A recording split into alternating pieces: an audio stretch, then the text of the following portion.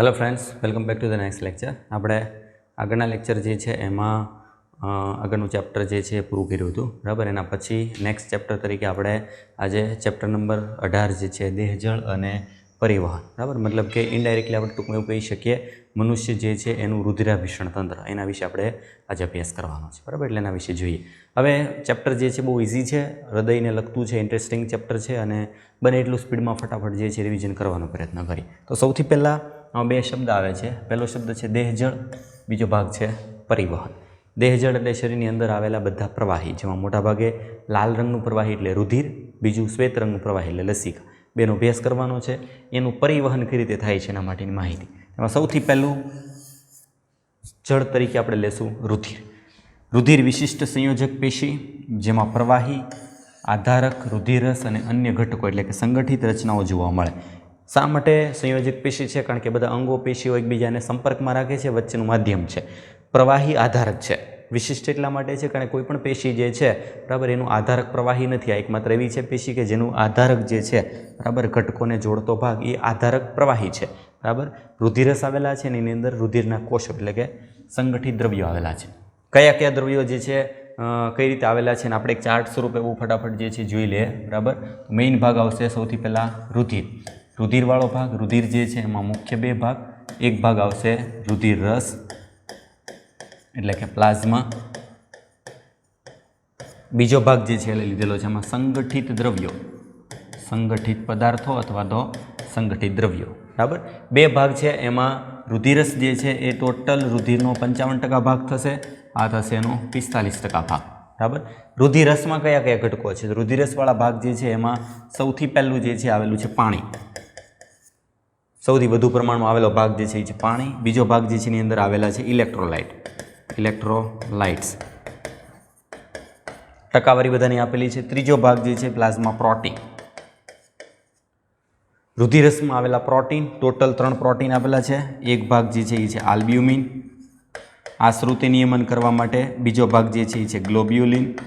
ગ્લોબ્યુલિન્સ જે છે એનો મતલબ થશે એક પ્રકારના ઇમ્યુનોગ્લોબ્યુલિન્સ, આઈજી, એન્ટીબોડી, રોગપ્રતિકારકતા માટે.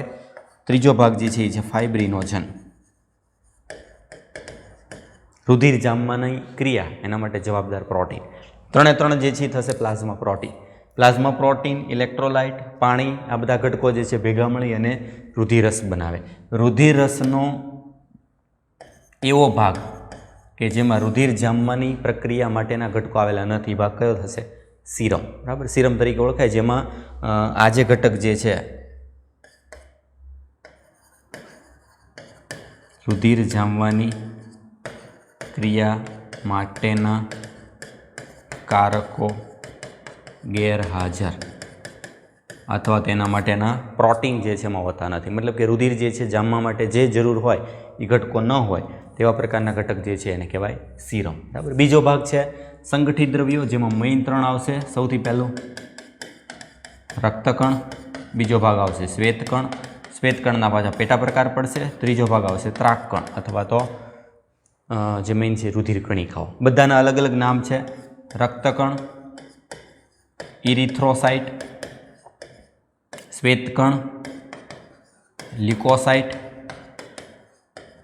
ત્રાકકણ, થ્રોમ્બોસાઇટ. એટલે આટલા ભાગ આવેલા છે. દરેકે દરેક ભાગ જે છે એના વિશે આવેલો ભાગ એક એક લાઈન, એક એક MCQ છે નીટ માટે, જે જગતનું બેઠે બેઠી લાઈન પૂછાયો ભાગ એ ફટાફટ જોઈ લે. જુઓ, સૌથી પહેલું શરૂઆત થાય છે રુધિરરસ એટલે કે પ્લાઝમા. આછા પીળા રંગનો એક સ્નિગ્ધ પ્રવાહી જે રુધિરનો લગભગ 55% ભાગ છે. રુધિરરસમાં 90 થી 92% પાણી, 6 થી 8% પ્રોટીન, બાકીના ફાઇબ્રિનોજન, ગ્લોબ્યુલિન્સ અને આલ્બ્યુમિન્સ, મુખ્ય પ્રોટીન જેને પ્લાઝમા પ્રોટીન તરીકે આપણે ઓળખીએ. દરેકની ટકાવારી જે છે યાદ રાખવાની છે. ફાઇબ્રિનોજનનું કાર્ય રુધિર જામવાની ક્રિયા માટે જરૂરી, ગ્લોબ્યુલિનનું કાર્ય જે છે શરીરની રોગપ્રતિકારક તંત્ર સાથે, અને આલ્બ્યુમિન જે છે એનું કાર્ય આશ્રુતિ નિયમન. 3 પ્રોટીન, 3 કાર્ય અલગ અલગ છે. જોડકા સ્વરૂપે પૂછા, યાદ રાખવાના. રુધિરરસમાં ઓછા પ્રમાણમાં ખનિજ આયનો આવેલા હોય, બરાબર. આ જે તત્વો આપેલા છે તત્વો પણ એની માત્રા જે છે ખૂબ જ ઓછી હોય. ગ્લુકોઝ, એમિનો એસિડ, લિપિડ વગેરે પણ રુધિરરસમાં તેઓની શરીર સંક્રમણની અવસ્થા, શરીરમાં કોઈ ઇન્ફેક્શન લાગેલું હોય અથવા તો શરીર જે છે એ યોગ્ય સ્થિતિમાં ન હોય ત્યારે આ બધા ઘટકો પણ એમાં હાજર જોવા મળી શકે. बराबर। रुधिरना जामी जवा अने गंठाई जवा माटेना कारको निष्क्रिय स्वरूपे रुधिररसमां हाजर होय।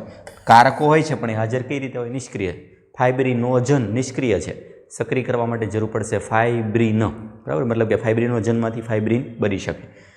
छेल्ले रुधिर गंठावाना कारको सिवायनुं रुधिर इट थशे सीरम, बराबर, मतलब एमां कोई कारको रुधिर जमावटनी माटेनी प्रक्रिया जे छे, मतलब एमां शुं हाजर हशे? एमां पाणी हाजर होई शके, बराबर, एमां पाणी हाजर होई शके, प्रोटीन हाजर होय, पण प्रोटीन कया? रुधिर जमानी क्रिया सिवायना, बराबर। साथे एमां इलेक्ट्रोलाइट जे छे हाजर होई शके, बराबर। ए बधा घटको हाजर होय तेने शुं कहेवाय? सीरम। एना पछीनो भाग संगठित पदार्थो, सौथी अगत्यनो भाग, बराबर। नीट माटे जे छे बेठे बेठी लाइनमां पूछाय एवा घटको, तेमां 3 इरिथ्रोसाइट, ल्यूकोसाइट अने रुधिर कणिकाओ एटले के प्लेटलेट अथवा तो थ्रोम्बोसाइट त्रणेय मळीने संगठित द्रव्यो बनावे छे। ते रुधिरनो लगभग 45% भाग छे। आगळ 55% भाग हतो, आ छे 45% भाग। सौथी पहेलो एमां इरिथ्रोसाइट अथवा राता रुधिर कणो अथवा रक्तकण अथवा आरबीसी बधा अलग अलग जे छे नाम आवी गया, बराबर। रुधिरना अन्य कोषो करता सौथी वधु आखा रुधिरमा सौथी वधु मात्रामां आवेला घटक ए थशे रक्तकण। एक स्वस्थ पुख्त माणसमां रक्तकणो रुधिररसमां आश्रे 5 થી 5.5 मिलियन एटले के 50 થી 55 लाख प्रति घन मीमी। सौथी वधु 50 થી 55 जे छे ए लाख अथवा तो 5 થી 5.5 मिलियन प्रति घन मीमी जे छे एमां आवेला घटक क्यां बने छे? लाल अस्थिमज्जामां उत्पन्न थाय छे। याद राखजो, अस्थिमज्जा टोटल 2 प्रकारनी होय शरीरमां, एक रेड बोन मेरो अने बीजुं जे छे yellow bone marrow. Red bone marrow जे छे एमां रुधिरना बधा घटको बने छे। रेड बोन मेरो रुधिरना घटको बनावे, रुधिरना कोषो, रुधिरना कोषोनुं निर्माण स्थान। आना जेवुं ज बीजो भाग जे छे ए yellow bone marrow. Yellow bone marrow जे छे ए शुं छे? तो कि एमां आवेल छे मेन मोटा भागनो चरबीनो संग्रह। आपणा शरीरनो जे फेट संग्रह करवा माटे फेटवाळो भाग जे छे येलो स्वरूपे संग्रहित थई अने येलो बोन मेरो निर्माण करे छे। येलो बोन मेरो चरबी संग्रह करे छे, रेड बोन मेरो रुधिर कोषोनुं निर्माण करे छे। मोटा भागना सस्तનમાં रक्तकण कोष केंद्र विहीन होय छे अने आकार द्विअंतर्गळ होय छे। याद राखજો, दरेके दरेक जे छे सस्तनो मोटा भागनो एमां कोष केंद्र नथी। कोष केंद्र नथी एनुं कारण ए छे કે રક્તકણ જે છે એનું કામ છે શ્વસન વાયુઓનું વહન કરવું, એમાં હિમોગ્લોબિન વધુમાં વધુ સમાઈ શકે એના માટે એમાં કોષ કેન્દ્ર નહીં હોય, એમાં કોઈ અંગિકાઓ નહીં હોય, બધી અંગિકાઓ અને આ જે કોષ કેન્દ્ર છે એનો અભાવ હશે। આકાર છે દ્વિઅંતરગોળ। કેટલાક અપવાદ છે, જેમ કે ઉદાહરણ તરીકે ઊંટ, લામા, બરાબર, અપવાદ તરીકે જે છે ભાગ યાદ રાખજો, અપવાદ તરીકે ઊંટ, પછી ઘેટા જેવું પ્રાણી જે છે લામા, आ जे छे सस्तनो छे, बधा सस्तनो होवा छतां एमां जे रक्तकण छे ए आरबीसी द्विअंतर्गोळ आकार जे छे एना बदले एमां हशे द्विबहिर्गोळ आकार अने ए कोष केंद्र युक्त छे। कोष केंद्र युक्त मतलब के दरेके दरेक सस्तनो कोष केंद्र वगरना अने द्विअंतर्गोळ आकारना होय एवुं जरूरी नथी। अपवाद तरीके आवशे ऊंट अने लामा जेवा केटलाक सस्तन प्राणीओ, बराबर, जेमां रक्तकण छे पण केवा छे? द्विबहिर्गोळ अने कोष केंद्र युक्त। अपवाद याद राखवानो छे। एना पछी કાર્યન, એમનો લાલ રંગ અને લાલ રંગ એક નામ એમાં લોહયુક્ત સંયુગ્મી પ્રોટીન આવેલું છે, એનું નામ છે હિમોગ્લોબિન। લોહયુક્ત સંયુગ્મી પ્રોટીન યાદ રાખજો। સંયુગ્મી પ્રોટીન એટલે શું? તો કે જે પ્રોટીનમાં એમિનો એસિડ સિવાયનો ભાગ આવેલો હોય, બરાબર, એને સંયુગ્મી પ્રોટીન કહેવાય। તો આમાં એમિનો એસિડ સિવાયનો ભાગ કયો? તો કે આ જે છે ભાગ એમાં આવેલું છે હિમ પ્રોટીન, બરાબર। હિમ પ્રોટીનવાળો ભાગ જે છે, બરાબર, એની સાથે એક આયન તત્વ પણ આવેલું છે। આયન તત્વ જે છે એ તો અકાર્બનિક ઘટક થઈ જાય, તો આયન તત્વ અને એમિનો એસિડ એટલે થઈ ગયું સંયુગ્મી પ્રોટીન, બરાબર। જે રીતે ક્લોરોફિલ હોય તેમાં મેગ્નેશિયમ ઘટક છે, એમ હિમોગ્લોબિન છે એમાં Fe આયન તત્વ છે, એટલે બંને કહેવાય સંયુગ્મી પ્રોટીન। સ્વસ્થ વ્યક્તિમાં દર 100 ml રુધિરમાં 12 થી 16 ગ્રામ હિમોગ્લોબિન હોય, આપણે લોહીના ટકા જેને કહીએ છીએ, બરાબર। આમ તો પુરુષ અને સ્ત્રી હોય એમાં થોડોક માઇનર ફરક હોય છે, પણ સ્વસ્થ વ્યક્તિ તરીકે આમાં લીધેલું છે। આપણે આ યાદ રાખવાનું છે કે સ્વસ્થ વ્યક્તિમાં હિમોગ્લોબિનનું પ્રમાણ ટકાવારી જેને કહેવાય, લોહીના ટકા કેટલા હોય? દર 100 ml 12 થી 16 ગ્રામ, બરાબર। આપણે રિપોર્ટ કરાવીએ, રિપોર્ટમાં સૌથી પહેલું જે છે હિમોગ્લોબિનના ટકા દર્શાવેલા હોય છે, બરાબર। કોઈકને 11 મૂલ્ય હોય, કોઈને 12 હોય, 13 હોય, 16 હોય, તો આ 12 થી 16 જે છે એ નોર્મલ માત્રા ગણી શકાય। આ અણુઓ શ્વસન વાયુઓના વહન કરવામાં અગત્યનો ભાગ ભજવે। આપણે આગળના ચેપ્ટરમાં જ ભણ્યા, O2નું વહન કરવા માટે અને CO2નું વહન કરવા માટે. બંને માટે સૌથી અગત્યનો ભાગ છે શરીરનું હિમોગ્લોબિન. રક્તકણનું સરેરાશ આયુષ્ય જીવનકાળ છે 120 દિવસ. દરેકે દરેક કોષો જે છે રુધિરના કોષો એ ત્રણેયનું આયુષ્ય અલગ અલગ છે, બરાબર. અલગ અલગ આયુષ્ય જે છે એમાં મોટાભાગે બધા કોષો જે છે એ બહુ ટૂંકા ગાળામાં મૃત્યુ પામતા હોય અથવા વિઘટન પામતા હોય અને એની જગ્યાએ સામે સામે નવા કોષો બનતા હોય. 120 દિવસ જે છે એ જીવનકાળ છે. આની સરખામણીમાં આપણા શ્વેતકણો જે છે એનું આયુષ્ય તો ખાલી 15 દિવસનું જ છે. મેક્સિમમ 2 અઠવાડિયે જો એવરેજ સમયગાળો, ત્યારે વિઘટન પામી જાય, એની જગ્યાએ નવા પાછા કોષો બનતા રહેશે. ત્યારબાદ તે બરોળમાં રક્તકણનું કબ્રસ્તાન એમાં નાશ પામે છે. યાદ રાખજો, રક્તકણો નિર્માણ થાય ત્યારે અપરિપક્વ હોય. અપરિપક્વ રક્તકણનો સંગ્રહ કરતું સ્થાન પણ બરોળ છે. એટલે અપરિપક્વ રક્તકણોનું સંગ્રહ સ્થાન પણ બરોળ છે અને પરિપક્વ થઈને વિઘટન થઈ જાય એનું કબ્રસ્તાન, બરાબર, એ પણ થાય છે બરોળ. સંગ્રહ સ્થાન પણ છે અને કબ્રસ્તાન પણ છે. નેક્સ્ટ એના પછી બીજો ભાગ અગત્યનો એ આવશે લ્યુકોસાઇટ, શ્વેતકણ, બરાબર. શરીરમાં રુધિરમાં આવેલો શ્વેત રંગનો જે છે રુધિર કોષ. હિમોગ્લોબિનનો અભાવ અલગ કઈ રીતે છે? એમાં હિમોગ્લોબિન નથી, આથી રંગ થશે રંગવિહીન. શ્વેત રુધિર કોષો છે, બરાબર, તે કોષ કેન્દ્ર યુક્ત છે અને તુલનાત્મક રીતે ઓછા છે. આગળની સરખામણીમાં કીધું, આગળ કોષ કેન્દ્ર નહોતું, આમાં કોષ કેન્દ્ર છે. પહેલાંનું પ્રમાણ વધારે હતું, એની સરખામણીમાં ઓછા છે. કેટલા છે? એક ઘન મીમી જે છે એમાં વ્યક્તિ દીઠ જે છે અંદાજિત 6000 થી 8000, 6 થી 8000 સંખ્યા નોર્મલી હોવી જોઈએ. બીમાર તમે પડો, તમારા શરીરમાં કોઈ ઇન્ફેક્શન લાગે, કોઈ પણ પ્રકારની ઈજા થાય, કોઈ બહારથી કોઈ ઘટક દાખલ થયો હોય, ત્યારે આપણા શરીરમાં આનું પ્રમાણ વધે. કારણ કે આ છે આપણા શરીરના ડિફેન્સ સિસ્ટમના એક સૈનિકો. આપણા શરીરના એન્ટીબોડી ગણો, આપણા શરીરના સૈનિકો ગણો કે આપણા શરીરની આર્મી ગણો, એ છે શ્વેતકણો. જ્યારે લડાઈ થાય, જ્યારે યુદ્ધ થાય, ત્યારે જ એનું પ્રમાણ વધે. ત્યાં સુધી નોર્મલી માત્રામાં હોય. નોર્મલ કેટલા હોય? 6 થી 8000, બરાબર. એ વધારેલી હોય તેનો મતલબ શરીરમાં કોઈ પણ પ્રકારનું ઇન્ફેક્શન છે. પછી ઇન્ફેક્શન બેક્ટેરિયલ હોઈ શકે અથવા તો વાયરલ. લ્યુકોસાઇટ સામાન્ય રીતે અલ્પજીવી છે. આગળ મેં કીધું એનું આયુષ્ય છે 10 થી 15 દિવસ, મતલબ કે અંદાજિત 2 અઠવાડિયા. આપણે શ્વેતકણના મુખ્ય 2 પ્રકાર જે છે એ જોવાના છે. 2 પ્રકાર કયા? કણિકામય અને બીજો પ્રકાર કણિકાવિહીન, બરાબર. એ 2 પ્રકાર આપણે ટૂંકમાં સમજી લઈએ, બરાબર. મુખ્ય 2 પ્રકાર શ્વેતકણો 2 પ્રકાર મેં. પહેલો પ્રકાર છે કણિકામય, બીજો પ્રકાર કણિકાવિહીન. કણિકામય અને કણિકાવિહીન બંને પ્રકારમાં શું છે તો કે આ 2 પ્રકાર આ કોષની અંદર આપણે જોશું તેની અંદર નાની નાની કણિકાઓ જોવા મળે છે, જે રંગીન કણિકાઓ છે. અમુક આપણે એમાં અભિરંજક નાખીએ તો એમાં રંગ ચોક્કસ જોવા મળે છે. એ ચોક્કસ રંગ ધરાવતી કણિકાઓ જો હોય તો એ કણિકામય છે, એવું કંઈ નથી તો કણિકાવિહીન. આમાં 3 છે. કણિકામય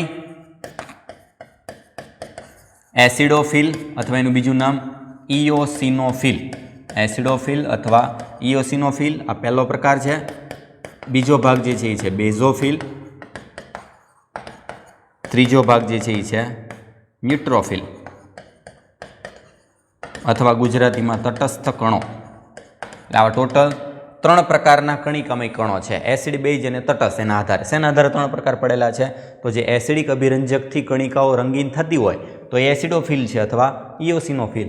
બેઝિક અભિરંજકથી જે રંગીન થાય છે એ છે બેઝોફિલિક અને તટસ્થ માટે બંને લાગુ પડે છે, ન્યુટ્રોફિલ અથવા તો તટસ્થ કણો. આ ત્રણેયના પ્રમાણ અલગ અલગ છે, ત્રણેયનું કાર્ય અલગ અલગ છે. એકનું જોઈએ. કણિકા વિહીન જે છે એમાં ટોટલ 2 છે. એક છે લસિકા કણ અથવા એનું નામ છે લિમ્ફોસાઇટ ઇંગ્લિશમાં, આપણા શરીરના રોગ પ્રતિકારક તંત્રનો એક મુખ્ય ઘટક.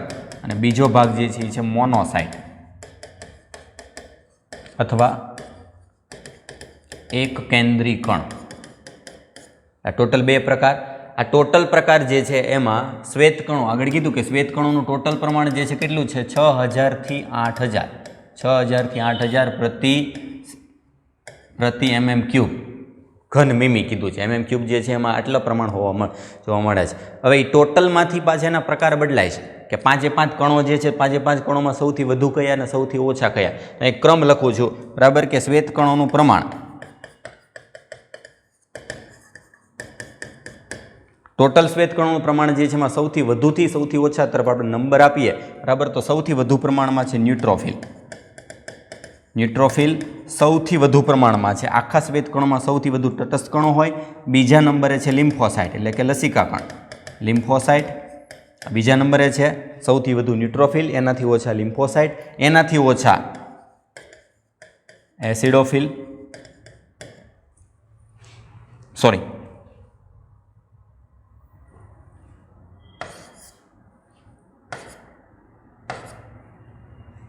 ન્યુટ્રોફિલ, લિમ્ફોસાઇટ, પછી બાકી રહી ગયું મોનોસાઇટ. એના પછીનું પહેલા નંબરે ન્યુટ્રોફિલ, બીજા નંબરે લિમ્ફોસાઇટ, ત્રીજા નંબરે મોનોસાઇટ એટલે કે એક કેન્દ્રી કણો, પછી આવશે એસિડોફિલ અને સૌથી લાસ્ટ જે છે આવશે બેઝોફિલ બાકી રહ્યું છે. આના પરથી ખ્યાલ આવે કે ટોટલ શ્વેતકણો જે છે એ શ્વેતકણો ટોટલ કેટલા 6 થી 8,000, એમાં સૌથી વધુ કયા કણો છે એ છે ન્યુટ્રોફિલ અને સૌથી ઓછા શ્વેતકણો કયા હોય બેઝોફિલ, સૌથી ઓછા બહુ ઓછી માત્રામાં હોય 0 થી 5 જે છે જેવી સંખ્યામાં ખાલી જોવા મળે. એટલે આપણે તમે બ્લડ રિપોર્ટ તમે જોશો તો એમાં પણ આ બધાનું પ્રમાણ તમે જુઓ તમને ખ્યાલ આવી જાય કે એનું પ્રમાણ જે છે એ સૌથી વધુથી ઓછા તરફ કયા. આની ટકાવારી આપેલી છે આપણી ટેક્સ્ટમાં, બધાની ટકાવારી આપેલી છે. પર્સન્ટેજ વાઇઝ પણ તમે ક્રમ કરશો તો ઉતરતા ક્રમમાં ક્રમ આવશે, વધુથી ઓછા તરફ ક્રમ યાદ રાખવાનો છે. બીજું મહત્વનું છે, પહેલું મહત્વનું પ્રમાણ જે છે એ આવશે પ્રમાણ, કે પ્રમાણ કેટલું છે. બીજું મહત્વનું ભાગ છે એનું કાર્ય, બરાબર, કે 5 ઘટકો જે છે એનું મુખ્ય કાર્ય કયું છે, બરાબર, કાર્ય કેટલું છે, દરેકે દરેક જે છે એનું પ્રમાણ શું છે, બરાબર. આ બે મેઇન વસ્તુ યાદ રાખો, બરાબર. તેના આધારે તમે શ્વેતકણો જે છે એના રિલેટેડ ક્વેશ્ચનો જવાબ આપી શકો. બધાનું પ્રમાણ કેટલું આવશે, બરાબર, અને એની પર્સન્ટેજ ટકાવારી. પ્રમાણ તો છે તે સાથે એની પર્સન્ટેજ ટકાવારી આપેલી છે, દરેકનું કાર્ય આપેલું છે. એક એક જોઈએ. જો સૌથી પહેલાં તટસ્થ કણ, ઇયોસિનોફિલ અને બેઝોફિલ આ બધા છે કણિકામય. આગળ કીધું પ્રમાણે જ્યારે લિમ્ફોસાઇટ એટલે કે લસિકા કણ અને મોનોસાઇટ, બરાબર, એ બધા છે કણિકા વિહીન, જેની અંદર કોઈ કણિકાઓ આવેલી નથી. એક એકનું કાર્ય. તટસ્થ કણો કુલ શ્વેતકણોના સૌથી વધુ પ્રમાણ એટલે કે 60 થી 65% પ્રમાણમાં આવેલા કોષો છે. આગળ લખાયું છે સૌથી વધુ કોષો કયા છે તો ન્યુટ્રોફિલ અથવા તટસ્થ કોષો. જ્યારે બેઝોફિલ જે છે એ સૌથી ઓછા 0.5 થી 1% પ્રમાણ ધરાવતા ખાલી શ્વેતકણો છે. ઓછા આવી ગયા, વધુ આવી ગયા. તટસ્થ કણો અને એક કેન્દ્રી કણોનું પ્રમાણ આપી દીધું 6 થી 8%. એ ભક્ષક કોષો છે. આખા શરીર જે છે એમાં ટોટલ પ્રમાણ આવેલા છે, એમાં ટોટલ પ્રમાણમાં એક છે આ તટસ્થ કણો એટલે કે ન્યુટ્રોફિલ અને સામેની સાઈડ જે છે આવેલા છે આ મોનોસાઇટ એક કેન્દ્રી કણો. આ બંને જે છે એ શરીરના ભક્ષક કોષો છે. ભક્ષક કોષો તરીકે કાર્ય કરતા બે પ્રકારના મુખ્ય જે છે શરીરના શ્વેતકણો યાદ રાખજો. સક્રિય ભક્ષકો જે શરીરમાં પ્રવેશતા સૂક્ષ્મજીવોનો વિનાશ કરે છે. ભક્ષક કોષો ફેગોસાઇટ, બહારથી કોઈ દ્રવ્ય આવે તો એનું આખું ભક્ષણ કરી અને એનો વિનાશ કરે, ગળી જાય છે. બેઝોફિલનું કાર્ય, બેઝોફિલ હિસ્ટેમાઇન, સેરોટોનિન અને હિપેરિન વગેરેનો સ્ત્રાવ કરતા અને સોજાની પ્રતિક્રિયામાં સંકળાયેલા હોય છે. બેઠે બેઠી લાઈન યાદ રાખવાની છે. આ એવા પ્રકારના બેઝોફિલ કોષો છે કે જેમાંથી 3 અગત્યના અલગ અલગ સ્ત્રાવો થાય છે. હિપેરિન, બરાબર, હિસ્ટેમાઇન જે છે એલર્જીક દ્રવ્ય છે, સિરોટોનિન જે છે આપણા શરીરનું એક પ્રકારનું એમ ગણી શકાય કે ન્યુરોટ્રાન્સમીટર જેવું કામ કરતો ઘટક, ચેતા ઉત્તેજક દ્રવ્ય, અને હિપેરિન જે છે રુધિર જામતું અટકાવતો ઘટક. એવા 3 ઘટકનો સ્ત્રાવ કરે છે. સાથે સાથે સોજાની પ્રતિક્રિયા એટલે સોજો આવે ત્યારે આપણા શરીરમાં જે ફૂલી જાય છે ભાગને પાછું ધીમે ધીમે ઘટાડવાની પ્રક્રિયા કરે, એ કાર્ય કરે છે આપણા શરીરના બેઝોફિલ્સ.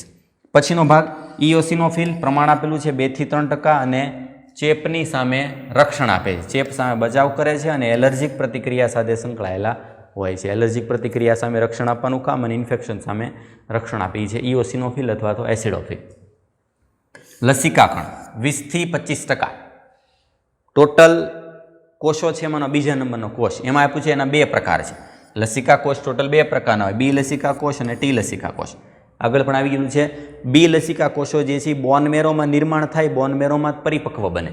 ટી લસિકા કોષો બને બોન મેરોમાં અને પરિપક્વ થાય થાઇમસમાં. જે ટી લસિકા કોષો છે એના દ્વારા આપણને કોષીય પ્રતિકારકતા મળે. બી લસિકા કોષો જે છે એના દ્વારા મળે કોષ રસીય પ્રતિકારકતા.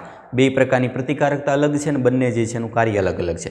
બી કોષો દ્વારા એન્ટીબોડી નિર્માણ થાય, સૈન્ય બનાવે, અને ટી કોષો જે છે એમાં મદદ કરી, પ્રોટીન કે એન્ટીબોડી બનાવતા નથી. આટલો ફરક છે.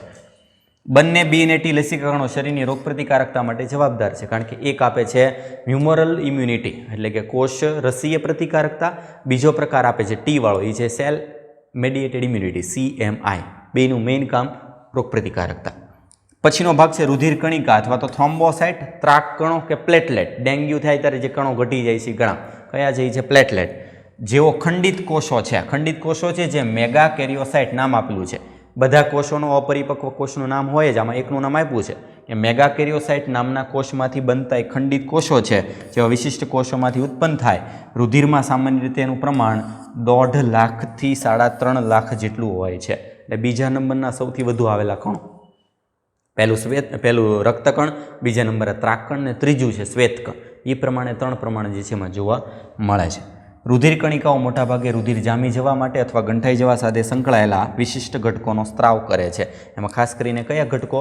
તો કે જે થ્રોમ્બોસાઇટ છે એમાંથી નિર્માણ થાય છે થ્રોમ્બોપ્લાસ્ટિન અથવા થ્રોમ્બિન, જે રુધિર જામવા માટેના ખૂબ જ અગત્યના કારક છે, એટલે એનું નામ થ્રોમ્બોસાઇટ આપ્યું છે. એટલે મેઇન કામ છે એનું રુધિર જામી જવા માટેની પ્રક્રિયા, કારણ કે એનો આકાર જે છે આવી રીતનો છે, ખંડિત કણિકાઓ છે, બરાબર. આ પ્રમાણેનો ભાગ જે છે જોવા મળે.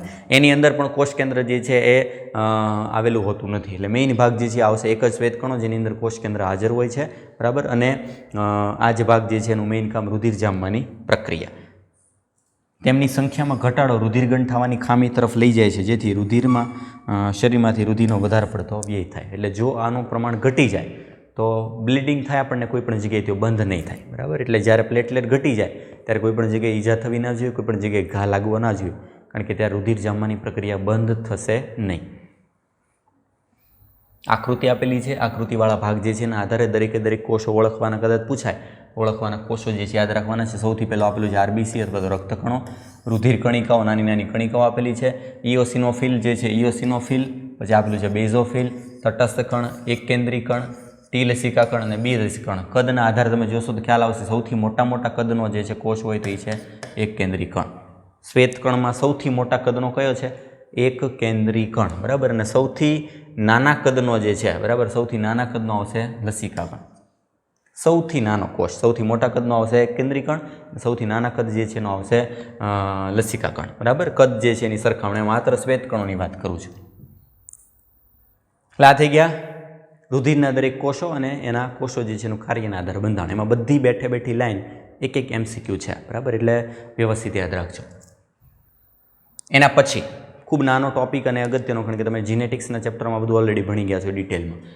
રુધિર જૂથ, બ્લડ ગ્રુપ બહુ ટૂંકમાં આપણે જોઈ લઈએ, આપણે આ થિયરિકલ ભાગમાં જવું નથી, બરાબર. રુધિર જૂથ જે છે, બરાબર, તો બ્લડ ગ્રુપમાં ટોટલ ઘણા બધા પ્રકારના બ્લડ ગ્રુપ છે. એમાં મેઇન 2 બ્લડ ગ્રુપ આપણે એમાં ભણવાના છે. એક બ્લડ ગ્રુપ છે ABO બ્લડ ગ્રુપ, બીજો પ્રકાર જે છે RH બ્લડ ગ્રુપ, બરાબર. ટૂંકમાં વર્ણન કરી દઉં. ABO બ્લડ ગ્રુપ જે છે એમાં ABOમાં બ્લડ ગ્રુપ શેના આધારે છે? તો કે રક્તકણમાં હાજર એન્ટીજનના પ્રકારના આધારે. યાદ રાખવાનું છે, હાજર ક્યાં હોય? રક્તકણમાં. એની સામે એક્ઝેક્ટ ઊંધું એન્ટીબોડી હોય, પણ એ રુધિર રસમાં હોય, રક્તકણમાં હોતું નથી. 2 પ્રકારના એન્ટીજન છે. એન્ટીજન A હોય, એન્ટીજન B હોય. એ એન્ટીજન જેનામાં હાજર હોય એનું બ્લડ ગ્રુપ A છે, જેમાં B એન્ટીજન હાજર હોય એનું બ્લડ ગ્રુપ B છે, બરાબર. A અને B બંને હાજર હોય એનું બ્લડ ગ્રુપ છે AB, અને બંને ગેરહાજર હોય, એક પણ હોતું નથી, તો બ્લડ ગ્રુપ છે O. આ 4 પ્રકાર A, B, AB અને O શેના આધારે છે? હાજર એન્ટીજનના પ્રકારના આધારે. એન્ટીજન કોઈના રક્તકણની સપાટી પર આવેલો એક પોલિમર ઘટક છે, બરાબર. પોલિમર ઘટક જે છે એ કાર્બોહાઈડ્રેટ પણ કહી શકાય, પોલીસેકેરાઇડ. એવું એક સ્પાઇક જે છે પ્રોટીન આવેલું છે રક્તકણની સપાટી પર. એ સપાટી પર આવેલું પ્રોટીન કયા પ્રકારનું છે? A પ્રકારનું છે, તો એનું બ્લડ ગ્રુપ થશે A. B હોય તો B, 2 હાજર હોય તો AB, એક પણ હાજર નથી તો એ થશે O. આ નક્કી શેના આધારે થાય? કયું હાજર હોય ને કયું ગેરહાજર હોય એ નક્કી કરે છે આપણું જીનેટિક, જનીન. એના માટે જનીન બંધારણ આપણે જીનેટિક્સ ચેપ્ટરો જે છે એમાં ઓલરેડી આવી ગયું છે, બરાબર. જેના માટે સ્મોલ એક I જનીન જવાબદાર છે, જેમાંથી અલગ અલગ એન્ટીજનનું નિર્માણ કરે છે. એટલે આપણે જીનેટિક્સમાં ભણશું. આ 4 પ્રકાર, 4માંથી કોણ કોને રુધિર આપી શકે, કોનું રુધિર જે છે લઈ શકે, એના આધારે ક્વેશ્ચન જે છે સિમ્પલ પૂછાય છે, બરાબર. તો A વાળો વ્યક્તિ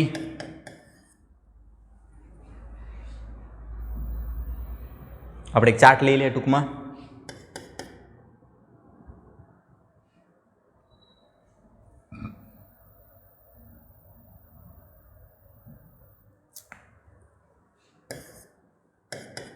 O, A, B અને AB એક ચાર્ટ છે ટૂંકમાં.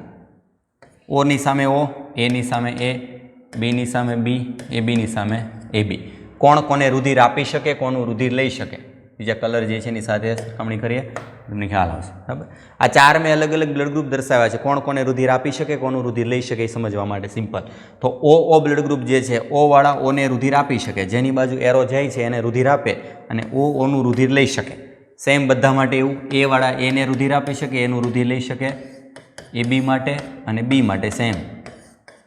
સરખા પ્રકારના બ્લડ ગ્રુપ જે છે, બરાબર, એમ પોઝિટિવ નેગેટિવ શરત બાકી છે, યાદ રાખજો।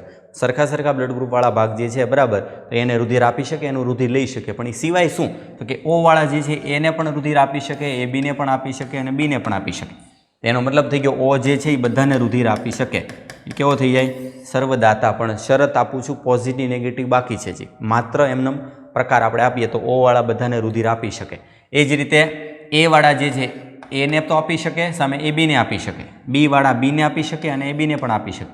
બધા હેરા જેની બાજુ આવતા એનો મતલબ એ બી શું થશે, સર્વદાતા, સોરી સર્વગ્રાહી।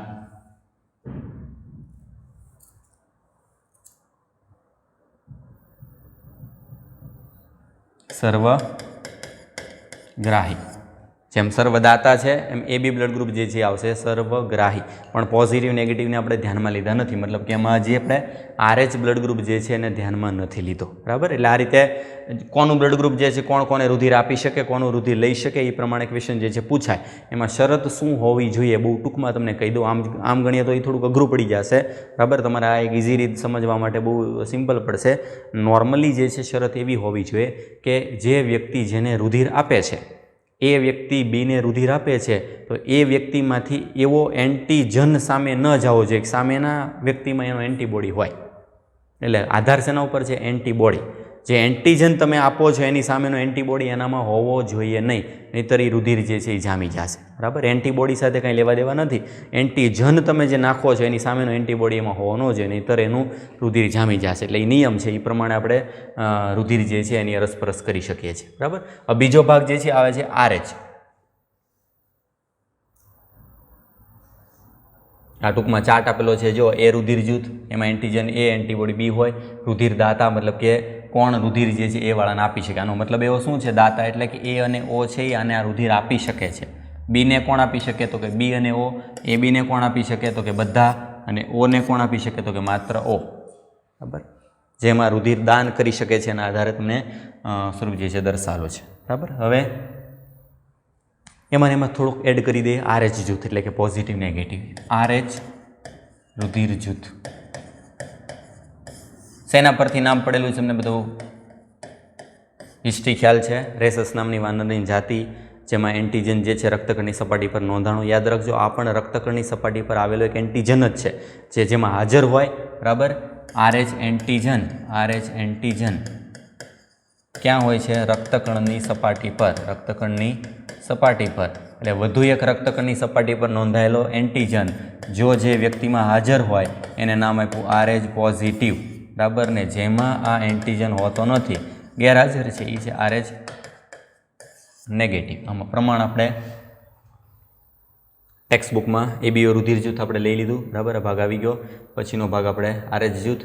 RH જૂથવાળા ભાગ જે છે એની થિયરીવાળા ભાગમાં આપણે પ્રમાણ આપેલું છે, ઓકે, મોટા ભાગે 80% મનુષ્ય જે છે એમાં જોવા મળે છે। એટલે આપણે પ્રમાણ લીધેલું છે કે 80% મનુષ્ય જે છે એમાં મનુષ્યના રક્તકણની સપાટી પર એક RH એન્ટીજન જે છે જોવા મળે છે। એટલે પ્રમાણ થઈ ગયું પોઝિટિવવાળા પ્રમાણ જે છે એનું 80% અને બાકીનાનું પ્રમાણ જે છે 20% એવું પ્રમાણ થશે, બરાબર। હવે આમાં સમજવાનું શું છે, જો પોઝિટિવ અને નેગેટિવ બ્લડ ગ્રુપ હાજર કે ગેરહાજર એના આધારે શું, તો એક ટૂંકમાં નોંધ લખાવી દો। નેગેટિવ રુધિર જૂથ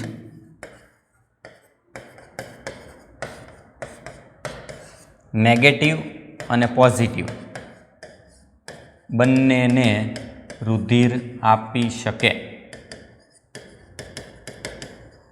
એનાથી ઊંધું શક્ય નથી। જ્યારે પોઝિટિવ બ્લડ ગ્રુપ જે છે એ માત્ર પોઝિટિવને રુધિર આપી શકે, પોઝિટિવવાળા પોઝિટિવને રુધિર આપી શકે, નેગેટિવને ન આપી શકે। પણ નેગેટિવમાં એવું નથી, નેગેટિવ બ્લડ ગ્રુપ નેગેટિવને આપી શકે અને પોઝિટિવને આપી શકે, પણ એ રુધિર ગ્રુપની મેચિંગ કેમ રીતે કરવા આપણે આગળ ભણી ગયા એ પ્રમાણે થવું જોઈએ, એટલે એમાં ઓપ્શન થાય, બરાબર। ખરેખર હવે એમાં આપણે આગળ આવ્યું હતું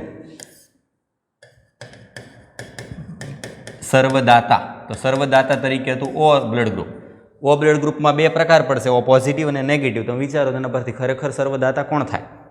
ઓ પોઝિટિવ હશે એ ઓ પોઝિટિવને આપી શકશે, પણ એ નેગેટિવને કોઈ નહીં આપી શકે. પણ ઓ નેગેટિવ હશે તો એ બધાને રુધિર આપી શકે. એટલે ખરેખર બ્લડ ગ્રુપ જે સર્વદાતા જે છે એ કયું છે? ઓ નેગેટિવ. ઓ પોઝિટિવ સર્વદાતા નથી. જ્યારે આવા ઓપ્શન આપેલા હોય ત્યારે પોઝિટિવ નેગેટિવ નથી તો તમારો જવાબ ઓ માત્ર આવશે. સેમ એ જ રીતે સર્વગ્રાહી કોણ? સર્વગ્રાહી તરીકે આપણે બ્લડ ગ્રુપ ખાલી લીધું હતું એબી, બરાબર. પણ એબીમાં કોણ? તો કે જે બધાનું રુધિર સ્વીકારી શકે. કોણ રુધિર સ્વીકારી શકે? તો કે પોઝિટિવવાળા પોઝિટિવને આપી શકે, નેગેટિવવાળા નેગેટિવ અને પોઝિટિવ બંનેને આપી શકે. મતલબ જે પોઝિટિવ છે, જે લોકો પોઝિટિવ છે, જો એ નેગેટિવને સ્વીકારી શકશે અને પોઝિટિવને સ્વીકારી શકે. એનો મતલબ એબી પોઝિટિવ છે એ બ્લડ ગ્રુપ સર્વગ્રાહી થશે. એબી નેગેટિવ નહીં, કારણ કે એબી નેગેટિવ છે, બરાબર. એબી નેગેટિવ એ કોઈ પોઝિટિવનું રુધિર સ્વીકારી શકશે નહીં. માત્ર ને માત્ર નેગેટિવ હોય એનું સ્વીકારી શકે. એટલે ઓ નેગેટિવ સર્વદાતા થાય, એબી પોઝિટિવ જે છે સર્વગ્રાહી થાય. આની સાથે સંકળાયેલો બીજો પ્રશ્ન છે, આપણે ટૂંકમાં સમજી લઈએ. RH સંબંધિત સમસ્યા. માતા RH નેગેટિવ, સામે પિતા આપેલું નથી પણ આ જરૂરી છે કારણ કે આ કન્ડિશનમાં જ થાય. જ્યારે માતા RH નેગેટિવ હોય, પિતા RH પોઝિટિવ હોય ત્યારે એક અનિયમિતતા જોવા મળે છે. આનાથી ઊંધું હોય તો અનિયમિતતા થતી નથી, યાદ રાખજો. શું પ્રશ્ન થાય? જો RH નેગેટિવ માતા હોય, એનું પ્રથમ સંતાન જો કોઈ બાળકને જન્મ આપે અને બાળક કદાચ RH પોઝિટિવ હોય, બરાબર, શક્યતા છે કારણ કે પોઝિટિવ ક્યાંથી આવે? પિતામાંથી. બ્લડ ગ્રુપ છે વારસાગત છે અને વારસાગતમાંથી કોઈ પણ પ્રકાર જે છે એને વારસા મળી શકે. માતા નેગેટિવ છે, પહેલું બાળક એનું પોઝિટિવ છે, આ બાળક સ્વસ્થ છે, બાળકને કોઈ તકલીફ નથી. પણ પ્રશ્ન શું થશે? જો તો કે જે બાળક પોઝિટિવ છે એના પોઝિટિવમાં RH એન્ટીજન હાજર છે. RH antigen. હવે એન્ટીજન કોઈ પણ કારણસર ડિલિવરી સમયે કે કોઈ પણ પ્રકારની જે છે રુધિરની કોન્ટેક્ટમાં જ્યારે માતાના આવી જાય, કોઈ પણ રીતે ડિલિવરી સમયે કોઈ પણ રીતે બ્લીડિંગ થાય ત્યારે નોર્મલી એમના બ્લડ કોન્ટેક્ટ ન હોય, યાદ રાખજો. બાળકને માતા વચ્ચે બ્લડ જે છે આ રીતે કોન્ટેક્ટ હોય, આમ એના વચ્ચેના ભાગમાં જગ્યા છે. આ જરાયું છે તો જરાયું માતાના અને બાળક જે છે એની વચ્ચેના ભાગમાં બ્લડ સીધો કોન્ટેક્ટ નથી, આ રીતે છે. અહીંથી દ્રવ્ય આવી જાય, અહીંથી દાખલ થઈ જાય, વચ્ચે કાંઈ બ્લડ ટુ બ્લડ કોન્ટેક્ટ નથી. પણ બ્લીડિંગ સમયે, ડિલિવરી સમયે કોઈ પણ કારણસર જ્યારે બાળકનું બ્લડ છે એ માતાના સંપર્કમાં ઇનકેસ આવી જાય તો બાળકમાંથી એન્ટીજન દાખલ થઈ જાય માતામાં. માતાનું બ્લડ ગ્રુપ RH નેગેટિવ હતું, એનો મતલબ એમ થાય કે એમાં એન્ટીજન નહોતા, એટલે એનામાં રક્ષણ માટે નિર્માણ થાય RH એન્ટીબોડી. RH એન્ટીબોડી નિર્માણ થઈ જાય એની રક્ષા માટે છે.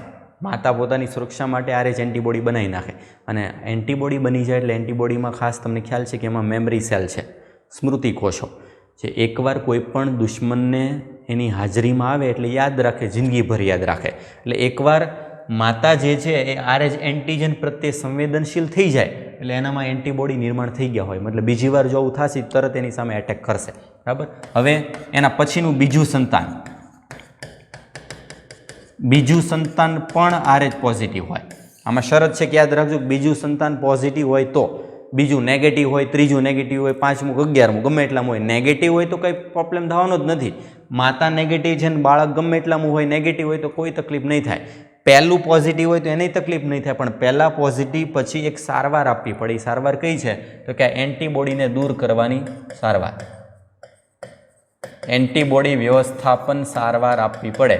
જુઓ સારવાર, એન્ટીબોડી વ્યવસ્થાપન સારવાર એટલે ડૉક્ટર હોય વ્યવસ્થિત, બરાબર. તો માતા જે છે કોઈ બાળકને જન્મ આપે, ડિલિવરી થાય એની માતા જે છે નેગેટિવ બ્લડ ગ્રુપવાળી હોય, બાળક પોઝિટિવ બ્લડ ગ્રુપવાળો, એટલે માતાને તરત એક ભણેલો ડૉક્ટર હોય તો ઇન્જેક્શન આપી દેશે. ઇન્જેક્શન શેના માટેનું હોય? એનામાં એન્ટીબોડી કદાચ ઇનકેસ ઉત્પન્ન થઈ ગયા હોય તો એન્ટીબોડીને દૂર કરવા માટેનું ઇન્જેક્શન, એન્ટીબોડીનું વ્યવસ્થાપન કરવાનું. એન્ટીબોડીને કાઢી નાખવા પડે કારણ કે ભવિષ્ય માટે કદાચ એના બાળક જે છે એના માટે ખતરો બની શકે. એટલે જો સારવાર અપાઈ ગઈ હોય તો આ બીજા સંતાનની તકલીફ નહીં થાય. અહીંયા શું છે કે જો એન્ટીબોડી વ્યવસ્થાપનની સારવાર ન અપાય તો, માત્ર ને માત્ર અહીંયા પણ ક્વેશ્ચન માર્ક છે, જો સારવાર ન અપાણી હોય તો RH નેગેટિવમાંથી RH પોઝિટિવ બાળકમાં એન્ટીજન છે, એન્ટીજન તરત આમાં દાખલ થાય, RH એન્ટીબોડી આમાં દાખલ થાય એટલે એના રક્તકણ જે છે એ તૂટી જાય. રક્તકણ તૂટે, ઇરિથ્રોબ્લાસ્ટોસિસ. રક્તકણ તોડવાની પ્રક્રિયા એ શું છે? ઇરિથ્રોબ્લાસ્ટોસિસ. એમાં હિમોગ્લોબિન તૂટી જાય એટલે હિમોલાઇટિક રોગ. એના રક્તકણો તૂટી જાય, લોહીના ટકા ઘટી જાય અને આવું બાળક જે છે એનું મૃત્યુ પણ થઈ શકે.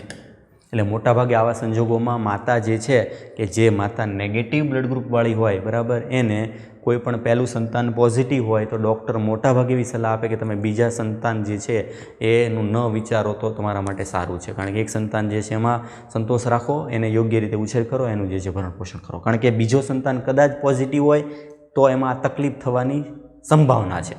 થઈ શકે એવું કીધું છે, થશે જ એવું નથી, બરાબર. માત્ર અને બીજી એના કરતાં પણ અગત્યની બાબત એ છે કે આ બધો પ્રોબ્લેમ થવા માટેનું મૂળ કારણ છે આરે છે નેગેટિવ માતા અને આરે જ પોઝિટિવ પિતા. એટલે પહેલાં તો આ પ્રોબ્લેમ ના થાય એનું ધ્યાન રાખો. આ જે છે એ ભૂલ આપણી છે. કોઈ પણ સ્ત્રી જે છે એનો પાર્ટનર કઈ રીતનો એને પસંદ કર્યો છે એના ઉપર આધારિત છે. જો કોઈ પણ સ્ત્રી નેગેટિવ છે તો એની સામે પછી એ વ્યક્તિ જે છે નેગેટિવ બ્લડ ગ્રુપવાળો હોય તો એના માટે સારું પડશે, એના માટે એની પેઢી જે છે એના માટે સારું પડશે. પણ જો આ કદાચ પોઝિટિવ હોય તો આ સંભાવના આ બધું થઈ શકે. અને આ એક સંભાવના છે, આવું થશે જ એવું જરૂરી નથી, બરાબર. એટલે આપણે યાદ રાખવાનું સિમ્પલ શું પૂછાય, કઈ સ્થિતિમાં બાળક જે છે એમાં હિમોલાઇટિક રોગ થઈ શકે, તેમાં યાદ રાખવાનું માતા નેગેટિવ હોય અને પિતા પોઝિટિવ હોય ત્યારે ને ત્યારે માત્ર શક્ય છે. આનાથી ઊંધું હોય, પિતા નેગેટિવ હોય ને માતા પોઝિટિવ હોય તો આવું થશે નહીં, બરાબર. કારણ કે જન્મ બાળકને આપવાનો છે માતાને, પિતાને નહીં, બરાબર. એનું કારણ છે. એટલે આ એક પરિસ્થિતિ, આ પરિસ્થિતિ જે છે એમાં યાદ રાખવાનું છે. આપણે નેક્સ્ટ ટોપિક થશે રુધિરની જમાવટ. રુધિરની જમાવટ જે છે એના માટેના કયા કયા પરિબળો છે, બરાબર, અને રુધિરની જમાવટની પ્રક્રિયા કઈ રીતે થાય છે. આમાં બહુ ટૂંકમાં પરિબળ આપેલા છે અને બહુ નાનો ટોપિક છે. મેઇન બાબત શું છે તો કે આપણા શરીરમાંથી જ્યારે કોઈ ઈજા થાય ત્યારે રુધિર વધારે પડતું વહી ના જાય એને અટકાવવા માટેની એક જૈવિક જટિલ રાસાયણિક પ્રતિક્રિયા છે, બરાબર. જેના માટે રુધિરસમાં અને પેશીઓમાં આવેલા ઘણા બધા કારકો જવાબદાર છે. કારકોના નામ આપેલા નથી, કારકોના નામ હું લખાવી દઉં છું અને દરેકે દરેક કારકો જે છે એનો ક્રમ યાદ રાખવાનો છે, બરાબર. બાકી બહુ ડિટેલમાં આપેલું નથી, એટલે ટૂંકમાં જોઈએ. જુઓ, આંગળી કાપો અથવા તો નુકસાન કરો ત્યારે તમારા ઘામાંથી લાંબા સમય સુધી રુધિર વહેતું નથી. કારણ શું છે એનું, તો કે પ્રત્યુત્તરમાં જવાબ આવશે રુધિર જમાવટની પ્રક્રિયા. એટલે શરીરમાંથી અતિશય રુધિરના વ્યયને અટકાવવા માટેની એક પદ્ધતિ લાંબા સમયની ઈજા અથવા તો ઘાના સ્થાને ઘેરા લાલાશ પડતા કથ્થાઈ રંગના ખરાબ ભાગ અવલોકન કર્યા હશે, બરાબર. લોહી જે છે બહાર નીકળે, લોહીથી ભાગ જામી જાય, એના ઉપર ભીંગડું બની જાય. ભીંગડું બનાવવાની પ્રક્રિયા ઇન્ડાયરેક્ટલી છે આ રુધિરની જમાવટ, બરાબર. જે ગાંઠ અથવા તો જમાવટ છે જેમાં મુખ્યત્વે ફાઇબ્રિન તરીકે ઓળખાતું એક તંતુનું જાળું નિર્માણ થાય, જેમાં રુધિરના મૃત કોષો હોય અને સાથે સાથે ક્ષતિગ્રસ્ત સંગઠિત પદાર્થો એટલે કે તૂટેલા, નુકસાન પામેલા રક્તકણ, શ્વેતકણ, ત્રાકકણો જે છે હોઈ શકે છે, બરાબર. ફાઇબ્રિન ઉત્સેચક થ્રોમ્બિન દ્વારા રુધિરસમાં નિષ્ક્રિય ફાઇબ્રિનોજનના રૂપાંતરણ માટે નિર્માણ પામે છે. આપણે આગળ ભણી ગયા કે રુધિરસમાં આવેલું હોય ફાઇબ્રિનોજન. ફાઇબ્રિનોજનને સક્રિય કરવા માટે જવાબદાર છે ઉત્સેચક થ્રોમ્બિન, બરાબર, જે ફાઇબ્રિનમાં ફેરવે છે, બરાબર.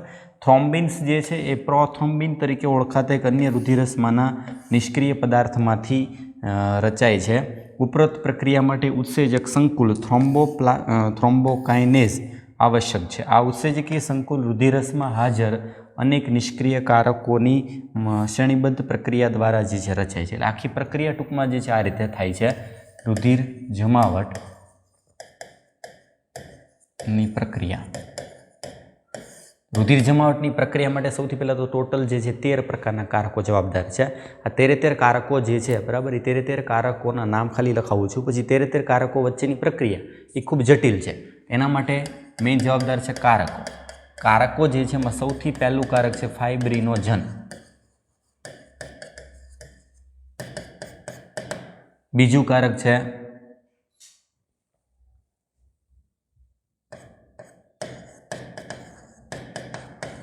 પ્રોથ્રોમ્બિન. ત્રીજું કારક છે થ્રોમ્બોપ્લાસ્ટિન. ચોથું કારક છે કેલ્શિયમ. પાંચમું કારક છે પ્રોએસેલેરિન. છઠ્ઠું કારક છે એસેલેરિન. સાતમું કારક છે પ્રોકન્વર્ટિન. આઠમું કારક છે AHG એન્ટી હિમોફિલિક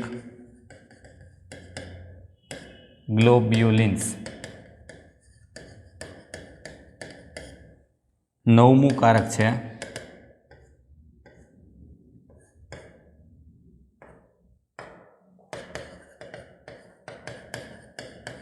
ક્રિસમસ કારક, 10મું કારક છે સ્ટુઅર્ટ કારક, 11મું કારક છે PTA પ્લાઝ્મા થ્રોમ્બોપ્લાસ્ટિન એન્ટેસેડન્ટ, 12મું કારક છે હેગમેન કારક અને 13મું કારક છે FSF ફાઇબ્રિન સ્ટેબિલાઇઝિંગ ફેક્ટર. આ ટોટલ 13 કારકો છે. આ 13 કારકો વચ્ચેની એક જટિલ રાસાયણિક પ્રક્રિયા દ્વારા રુધિર જામવાની આખી પ્રક્રિયા થાય છે. બરાબર. આ 13 કારકોવાળા ભાગ જે છે એમાં યાદ રાખવાનું છે, મેઇન અગત્યના છે આ 3. બીજા બધા યાદ રહી કે ના રહી, 8મું, 9મું અને 10મું. બરાબર. અને 11મું. આ બધા કારકો જે છે એના દ્વારા બહુ જ ઇમ્પોર્ટન્ટ ભાગ છે. જો 8મા કારકની ઉણપથી, 8મું કારક જે છે એની ઉણપ હોય તો એમાં થાય છે હિમોફિલિયા A. 9મા કારકની ઉણપથી થાય છે હિમોફિલિયા B. 11મા કારક જે છે એની ઉણપથી થાય છે હિમોફિલિયા C. મેઇન મહત્વના છે આ 2, A અને B. હિમોફિલિયા મતલબ શું થશે કે રુધિર જામવાની પ્રક્રિયા જે છે એમાં અવરોધ ઊભો થવો, રુધિર જામવાની પ્રક્રિયા અટકી જાય. 8મા કારકની ઉણપથી હિમોફિલિયા A થાય છે, 9મા કારકની ઉણપથી હિમોફિલિયા B થાય. એટલે ઘણીવાર આને નામ આપેલું છે ક્રિસમસ રોગ. ક્રિસમસ રોગ શું કામ? કારણ કે ક્રિસમસ કારકની ઉણપથી જોવા મળતો એક રોગ છે. મેઇન થાય શું? જો આ 13 કારકો જે છે એમાં સૌથી પહેલાં નિર્માણ થાય ત્રીજું કારક, એ નિર્માણ કરે બીજું કારક, એ નિર્માણ કરે પહેલું કારક. સૌથી પહેલાં બને થ્રોમ્બોપ્લાસ્ટિન સંકુલ. થ્રોમ્બોપ્લાસ્ટિન સંકુલ જે છે મતલબ કે ત્રીજું કારક, ત્રીજું કારક. ત્રીજું કારક બનાવવા માટે બાકીના બધાની વચ્ચેની પ્રક્રિયાઓ થાય છે, જટિલ પ્રક્રિયા છે. કોષોની અંદર બનશે અથવા તો રુધિરસ જે છે એની દ્વારા આ પ્રક્રિયા સંકુલ નિર્માણ થાય. થ્રોમ્બોપ્લાસ્ટિન જે છે સંકુલ દ્વારા નિર્માણ થાય પ્રોથ્રોમ્બિનમાંથી થ્રોમ્બિન. પ્રોથ્રોમ્બિન નિષ્ક્રિય સ્વરૂપ છે, એમાંથી બનશે થ્રોમ્બિન. આ થ્રોમ્બિન જે છે બની ગયું એક સક્રિય કારક. અને આપણે ટેક્સ્ટબુકમાં આના માટે પ્રક્રિયાનું એક નામ આપ્યું છે થ્રોમ્બોકાઇનેસ. આ પ્રક્રિયા કોણ કરી શકે? થ્રોમ્બોકાઇનેસ. થ્રોમ્બોકાઇનેસ દ્વારા પણ થ્રોમ્બિનનું નિર્માણ થઈ શકે. હવે જે થ્રોમ્બિન બન્યું છે એ થ્રોમ્બિનનું કાર્ય છે નિષ્ક્રિય ફાઇબ્રિનોજન. ફાઇબ્રિનોજનમાંથી નિર્માણ કરવું ફાઇબ્રિન. સક્રિય ફાઇબ્રિન નિર્માણ કરવું. ફાઇબ્રિન બનવું મતલબ તાતણા બનવા. એ તાતણા જે છે બધા ભેગા થાય, એક જાળા જેવો ભાગ બની જાય. જાળા જેવો ભાગ બને એટલે બને રુધિર ગાંઠ. અને રુધિર ગાંઠ જે છે બનવાની પ્રક્રિયા, એટલે તેને નામ આપ્યું રુધિર જામવાની પ્રક્રિયા. બહુ ટૂંકમાં શોર્ટ જે છે એમાં આખું યાદ રાખવા માટે. બરાબર. જટિલ જે છે આપણે રેગ્યુલર હોય ત્યારે આ બધું ભણેલા છે. એટલે ટૂંકમાં આ 3 સ્ટેપ જે છે ટૂંકમાં લીધેલા છે. બાકીમાં જરૂર પડે છે ખરેખર આ 13 કારકો. 13 કારકો એમાં આગળ કીધું હતું, કારકો બધા નિષ્ક્રિય સ્વરૂપે હોય છે અને સક્રિય સ્વરૂપે ફેરવવા પડે. બરાબર. અને એમાંના મુખ્ય જે છે આ પહેલાં 3નું વર્ણન કર્યું છે. અને આ 3 જે છે બીજા યાદ રાખવાના છે. જીનેટિક્સ ચેપ્ટર પર ભણીએ છીએ એમાં પણ હિમોફિલિયા રોગ આવે છે, એટલે એને આની સાથે લિંક કરવાનો છે. 8માની ઉણપથી, 9માની ઉણપથી અને 11મા જે છે ઉણપથી અલગ અલગ પ્રકારના કારકો. એટલે આ થઈ ગયું રુધિરની જમાવટ. એના પછીનો ટોપિક છે લસિકા અથવા તો પેશીય જાળ. બરાબર. મેઇન લિમ્ફ અથવા તો ટિશ્યુ ફ્લુઇડ. 2 કોષો વચ્ચેની જગ્યા એમાં શું આવેલું હોય, અથવા તો લસિકા વાહિની જે છે એમાં શું આવેલું હોય. બરાબર. એ ટૂંકમાં સમજવા માટે આપણે નાનો ભાગ જે સમજી લેજો. દાખલા તરીકે હૃદયવાળા ભાગ જે છે એમાં તમને ખ્યાલ છે કે હૃદયવાળા ભાગમાંથી ધમની દ્વારા રુધિર દાખલ થાય અંગોમાં, ત્યાંથી શીરા દ્વારા રુધિર દાખલ થાય છે હૃદયમાં. ધમની દ્વારા જે આવે છે એ કયું છે તો કે O2 યુક્ત. આ થશે O2 વિહીન અથવા તો CO2 યુક્ત. શીરા દ્વારા હૃદયમાં પાછું ઠલવાય છે. આ રીતના પ્રક્રિયા ચાલે છે. હવે અંગોવાળા ભાગ જે છે એમાં ધમની કે શીરા એ કઈ રીતે, આટલો ભાગ જે છે ને આપણે ડિટેલમાં જોઈએ તો શું થાય? અંગો એટલે અંગોમાં આવેલા હોય અલગ અલગ પેશીઓ, પેશીઓમાં આવેલા હોય અલગ અલગ કોષો. આ કોષોનું જાળું જે છે, બરાબર, એને આપણે અલગ પેશી તરીકે લઈએ છીએ. બરાબર. એની આજુબાજુમાં આ રીતની હોય ધમની. ધમનીમાંથી નીકળે ધમનિકા, ધમનિકામાંથી નીકળે કેશિકા. એટલે આ રીતે પણ સમજાવી શકાય. આપણે એક ઉદાહરણ આપું તમને.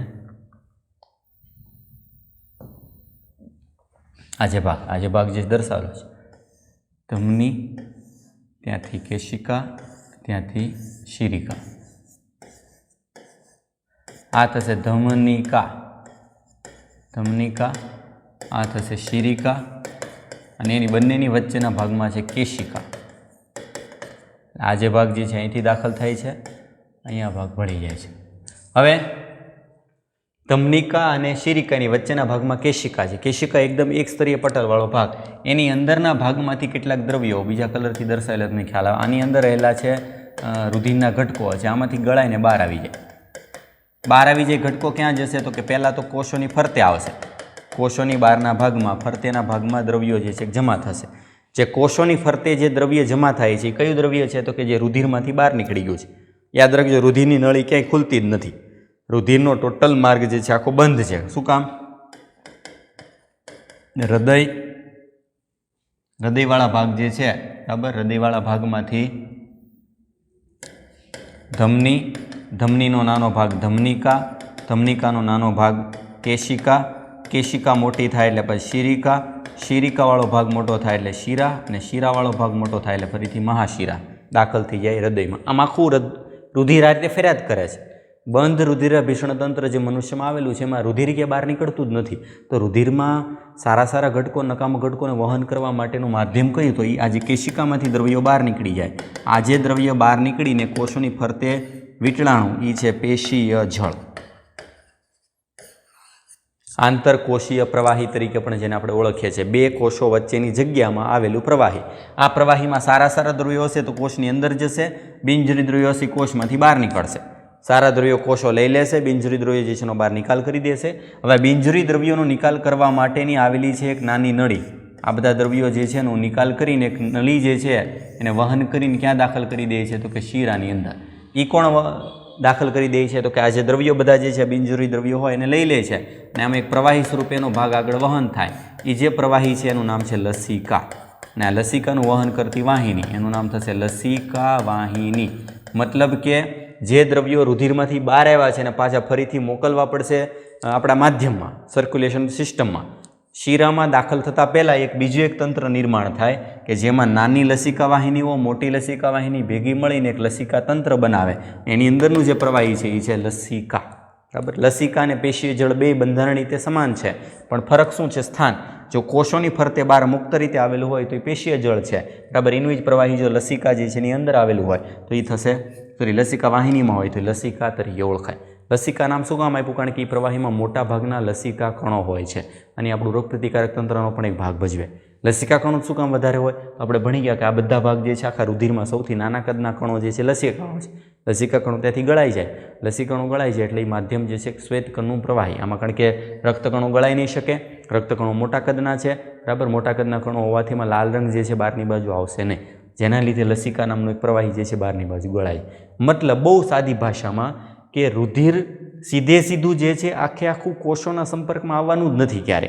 તો કોષો અને રુધિર વચ્ચે એક માધ્યમ પૂરું પાડતો ભાગ એ છે લસિકા.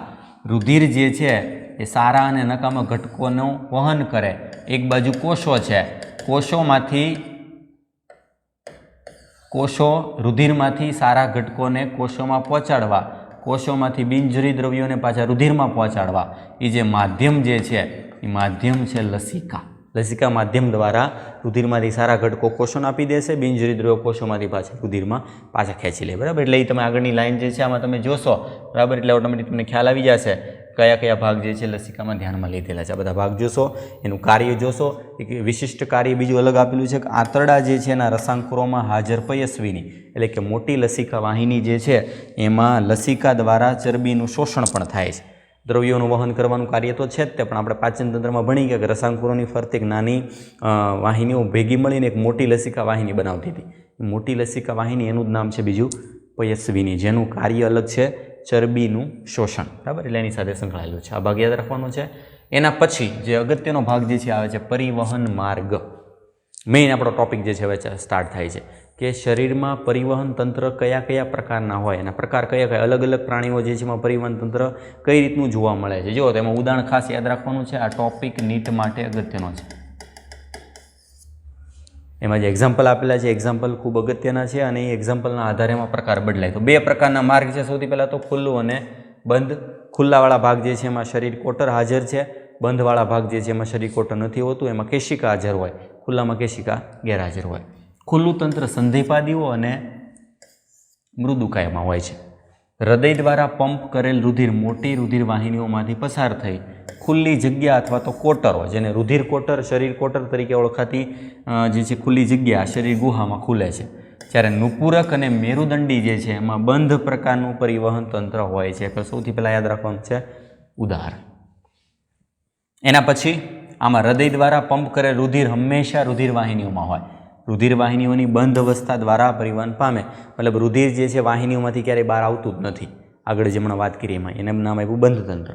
આ પ્રકારનું રુધિર પરિવહન માત્ર વધારે લાભદાયક હોય છે, કારણ કે આમાં રુધિર પ્રવાહ સરળતાથી નિયંત્રિત થાય છે. રુધિરનું દબાણ વધુથી ઓછું એમ ચક્રી રીતે બેલેન્સ જે છે એ યોગ્ય બંધ પ્રકારમાં થઈ શકે. બધા જ પૃષ્ઠવંશીઓમાં સ્નાયુલ ખંડીય હૃદય ધરાવે છે. રુધિરાભિષણ તંત્ર છે તો નિયમન કોણ હતું? તો કે અંગ દ્વારાની, અંગનું નામ છે હૃદય. હૃદય બધા પૃષ્ઠવંશીઓમાં છે. યાદ રાખજો, બધા પૃષ્ઠવંશીઓ. પૃષ્ઠવંશીઓ શું છે? તો કે પૃષ્ઠવંશીઓ આગળ એક મેરુદંડીનો વિભાગ છે.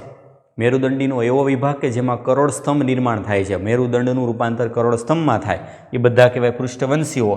પૃષ્ઠવંશીઓમાં બધામાં હૃદય છે, પણ કેવું છે? સ્નાયુલ અને ખંડીય. એમાં ખંડ પછી જે છે 2 ખંડ હોઈ શકે, 3 ખંડ હોઈ શકે, 4 ખંડ, એટલે દ્વિખંડીય, ત્રિખંડીય અને ચતુષ્ખંડીય એવા 3 પ્રકારના હૃદય હોય. પણ એ શેમાં કયું હોય? જો સૌથી પહેલું મત્સ્યમાં એક કર્ણક અને એક ક્ષેપક ધરાવતું દ્વિખંડીય હૃદય જોવા મળે છે. આ પહેલો MCQ. મત્સ્યમાં દ્વિખંડીય હૃદય હોય, એક કર્ણક હોય, એક ક્ષેપક હોય.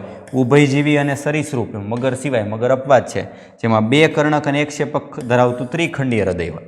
આગળ જેમ જેમ તમે જશો એમ વિકસિત થતું જશે. જો સૌથી પહેલું મત્સ્ય આવે, એમાં 2 ખંડો હોય. એનાથી આગળ જે ઉભયજીવી અને સરીસૃપ, સરીસૃપમાં મગર જે છે એ ચતુષ્ખંડીય હોય, અપવાદ છે, એમાં ત્રિખંડીય. જ્યારે મગર, પક્ષીઓ અને સસ્તનો બરાબર એમાં 2 કર્ણક અને 2 ક્ષેપક ધરાવતું ચતુષ્ખંડીય હૃદય હોય છે.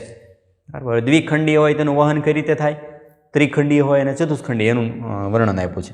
મત્સ્યમાં હૃદય ઓક્સિજન વિહીન રુધિરને દબાણથી વહન કરાવે છે, જે ઝાલરોની મદદથી ઓક્સિજન યુક્ત બને છે.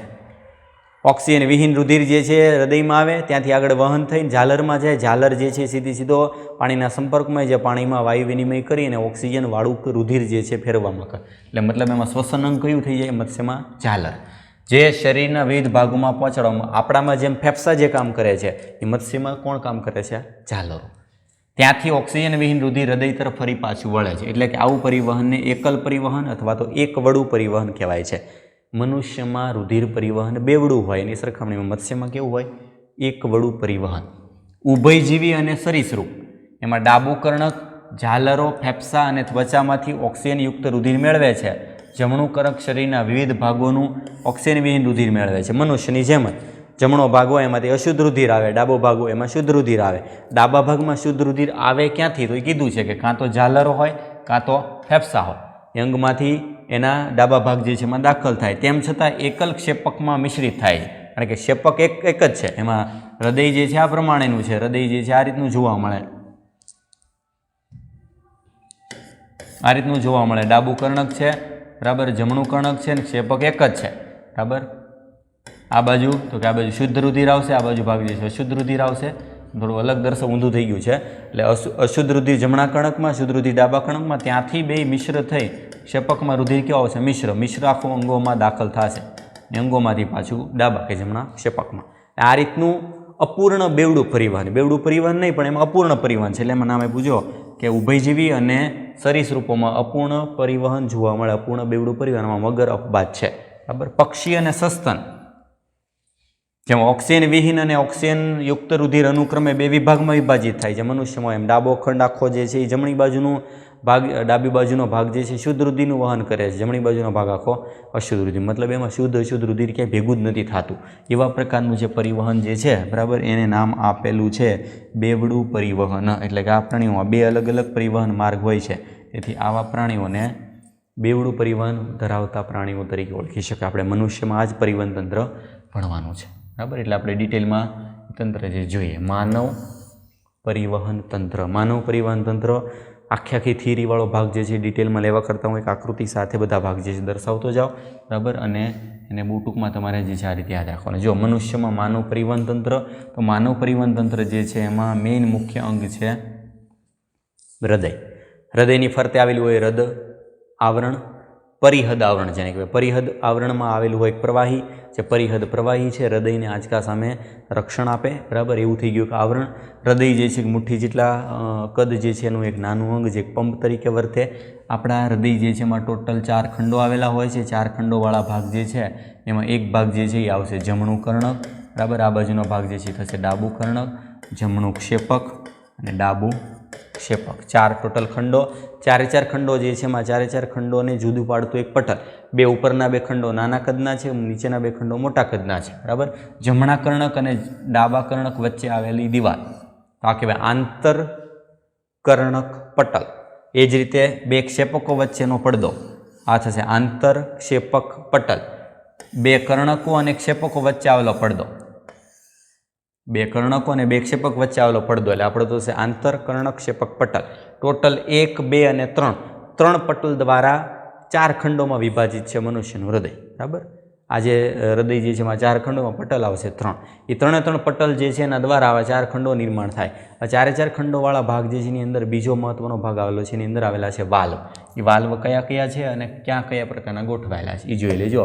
તો એમાં જમણા કર્ણક અને જમણા ક્ષેપક ત્યાં આવેલો છે એક વાલ્વ. આ વાલ્વ જે છે એની અંદર 3 પડદા છે એટલે આ વાલ્વ જે છે એનું નામ આપેલું છે ત્રિદલ વાલ્વ. સામેની બાજુ ડાબા કર્ણક અને ડાબા ક્ષેપક. બરાબર, એમાં આવેલું છે 2 પડદા ધરાવતો વાલ્વ એટલે નામ મિત્રલ વાલ્વ અથવા તો દ્વિદલ વાલ્વ. ડાબા કર્ણક અને ડાબા ક્ષેપક વચ્ચે.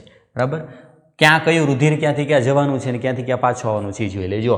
તો જમણું કર્ણક જે છે, બરાબર, જમણા કર્ણકમાં રુધિર આવવાનું છે શરીરના અંગોમાંથી. શરીરના અંગોમાંથી જમણા કર્ણકમાં રુધિર આવે. આ રુધિર કેવું હોય તો અશુદ્ધ. અશુદ્ધનો મતલબ O2 વિહીન. આ રુધિર કોણ લઈને આવે તો કે અગ્ર કે પશ્વ મહાશિરા. અગ્ર કે પશ્વ મહાશિરા. અગ્ર કે પશ્વ મહાશિરા દ્વારા શરીરના અંગોમાંથી અશુદ્ધ રુધિર જમણા કર્ણકમાં જાય. જમણા કર્ણકમાંથી વહન પામી, બરાબર, ને ક્યાં આવશે જમણા ક્ષેપકમાં. જમણા ક્ષેપકમાંથી ફરીથી એક વાલ્વ છે અહીંયા અર્ધચંદ્રાકાર વાલ્વ દ્વારા એ દાખલ થશે ફેફસામાં. ફેફસામાં જે અશુદ્ધ રુધિર લઈ જાય છે, બરાબર, એનું નામ છે ફુફ્ફુસીય ધમની. એવા પ્રકારની ધમની કે જેમાં રુધિર શુદ્ધ નથી, અશુદ્ધ છે, મતલબ કે O2 વિહીન છે. આ રીતનો માર્ગ રેડ કલરમાં જે દર્શાવું છે અશુદ્ધ રુધિર છે. જો શરીરના અંગો, ત્યાંથી મહાશિરા દ્વારા જમણા કર્ણક, ત્યાંથી જમણા ક્ષેપક, ત્યાંથી ફરીથી એક અર્ધચંદ્રાકાર વાલ્વ દ્વારા ફુફ્ફુસીય ધમનીમાંથી ફેફસામાં દાખલ થયા. ત્યાંથી બીજો માર્ગ સમજાવીએ તો ફેફસામાંથી રુધિર શુદ્ધ થઈ જાય. શુદ્ધ રુધિર, O2 યુક્ત રુધિર. બરાબર, આ શુદ્ધ રુધિરવાળો ભાગ જે છે એ કોણ છે તો કે આ આવશે ફુફ્ફુસીય શિરા. એક એવી શિરા કે જેમાં શુદ્ધ રુધિર હશે. શુદ્ધ રુધિર ડાબા કર્ણકમાં છે. ડાબા કર્ણકમાંથી ડાબા ક્ષેપકમાંથી ફરીથી એક વાલ્વ. આ વાલ્વ જે છે એના દ્વારા શરીરના અંગો, કોના દ્વારા તો કે મહાધમની દ્વારા શુદ્ધ રુધિર જે છે એ દાખલ થશે શરીરના અંગોમાં. એટલે આખો માર્ગ, આ રીતના માર્ગ જે છે અહીંથી આમ વહન કર્યા કરે. બરાબર, ને એ વહન જે છે બેવડો પંપ. એમાં તમે જોશો કે ડાબી બાજુના આખા ભાગમાં માત્ર ને માત્ર શુદ્ધ રુધિર આવે છે. જમણી બાજુના આખા ભાગ જે છે એમાં માત્ર ને માત્ર અશુદ્ધ રુધિર જે છે જોવા મળે છે. અને આ રીતે એનું માર્ગ જે છે એમાં વહન થાય. 2 પ્રકારનામાં વાલ્વ આવી ગયા. એ વાલ્વ જે છે એનું વર્ણન આપણે અલગ રીતે કરી નાખીએ. બરાબર, બંનેનો પ્રકાર શું છે અને બંને જે છે એનો ટોટલ કાર્ય જોઈ લે. બરાબર, વાલ્વ તો ટોટલ વાલ્વ 2 પ્રકારના છે. એક પ્રકારનો વાલ્વ જે છે નામ છે એવી વાલ્વ. બીજો પ્રકાર જે છે એનું નામ છે અર્ધચંદ્રાકાર. એવી વાલ્વમાં 2 પ્રકાર, જમણો એવી વાલ્વ, ડાબો એવી વાલ્વ. અર્ધચંદ્રાકારમાં 2 પ્રકાર, જમણો અર્ધચંદ્રાકાર વાલ્વ, ડાબો અર્ધચંદ્રાકાર વાલ્વ. કયો વાલ્વ કઈ જગ્યાએ કોને વચ્ચે આવેલો છે એના આધારે પ્રકાર. તો જમણો એવી વાલ્વ જે છે, એવી એટલે કર્ણક અને ક્ષેપક, કર્ણક-ક્ષેપક વાલ્વ. જમણો એવી વાલ્વ જે છે એ જમણા કર્ણક અને જમણા ક્ષેપકની વચ્ચે હોય. સ્વાભાવિક છે. આ વાલ્વનું નામ છે ત્રિદલ વાલ્વ. સેમ જ રીતે ડાબોઈ વાલ્વ જે છે ડાબા કર્ણક અને ડાબા ક્ષેપકની વચ્ચે હોય એનું નામ થશે દ્વિદલ કે મિત્રલ, દ્વિદલ કે મિત્રલ વાલ્વ. આ બંને વાલ્વનું કામ શું છે તો કે રુધિરનો એક માર્ગી પ્રવાહ કર્ણકમાંથી રુધિર ક્ષેપકમાં આવી જાય પછી ક્ષેપકમાંથી પાછું કર્ણકમાં જતું અટકાવવું એ કાર્ય છે આ બંને વાલ્વ. અર્ધચંદ્રાકાર વાલ્વ એમાં જમણી બાજુનો અર્ધચંદ્રાકાર વાલ્વ એ ક્યાં આવેલું છે તો કે જમણા ક્ષેપક અને ફુફ્ફુસીય ધમનીની વચ્ચે આવેલું છે. બરાબર. જેમ સેમ જ રીતે ડાબો અર્ધચંદ્રાકાર વાલ્વ ડાબા ક્ષેપક અને મહાધમની વચ્ચે આવેલો છે. એ બંને ધમનીઓ અને ક્ષેપકની વચ્ચે આવેલા વાલ્વ એ કયા છે? અર્ધચંદ્રાકાર વાલ્વ. આનું પણ કાર્ય શું? રુધિરનો એક માર્ગી પ્રવાહ. રુધિરને આગળ જતું જે છે આગળ ગયા પછી એને પાછું રિટર્ન પાછું ફરતું અટકાવવાનું કાર્ય જે છે આ બંને વાલ્વ દ્વારા કરવામાં આવે છે. બરાબર. વાલ્વ આવી જાય પછી એક હૃદય જે છે એનો એક મહત્વનો ભાગ એ છે એની અંદર આવેલી ગાંઠ પેશી. એ ટૂંકમાં સમજી લઈએ. બરાબર. હૃદય જે છે એની ગાંઠ પેશી કયા કયા પ્રકારની પેશી છે, ક્યાં આવેલી છે અને એનું કાર્ય શું છે?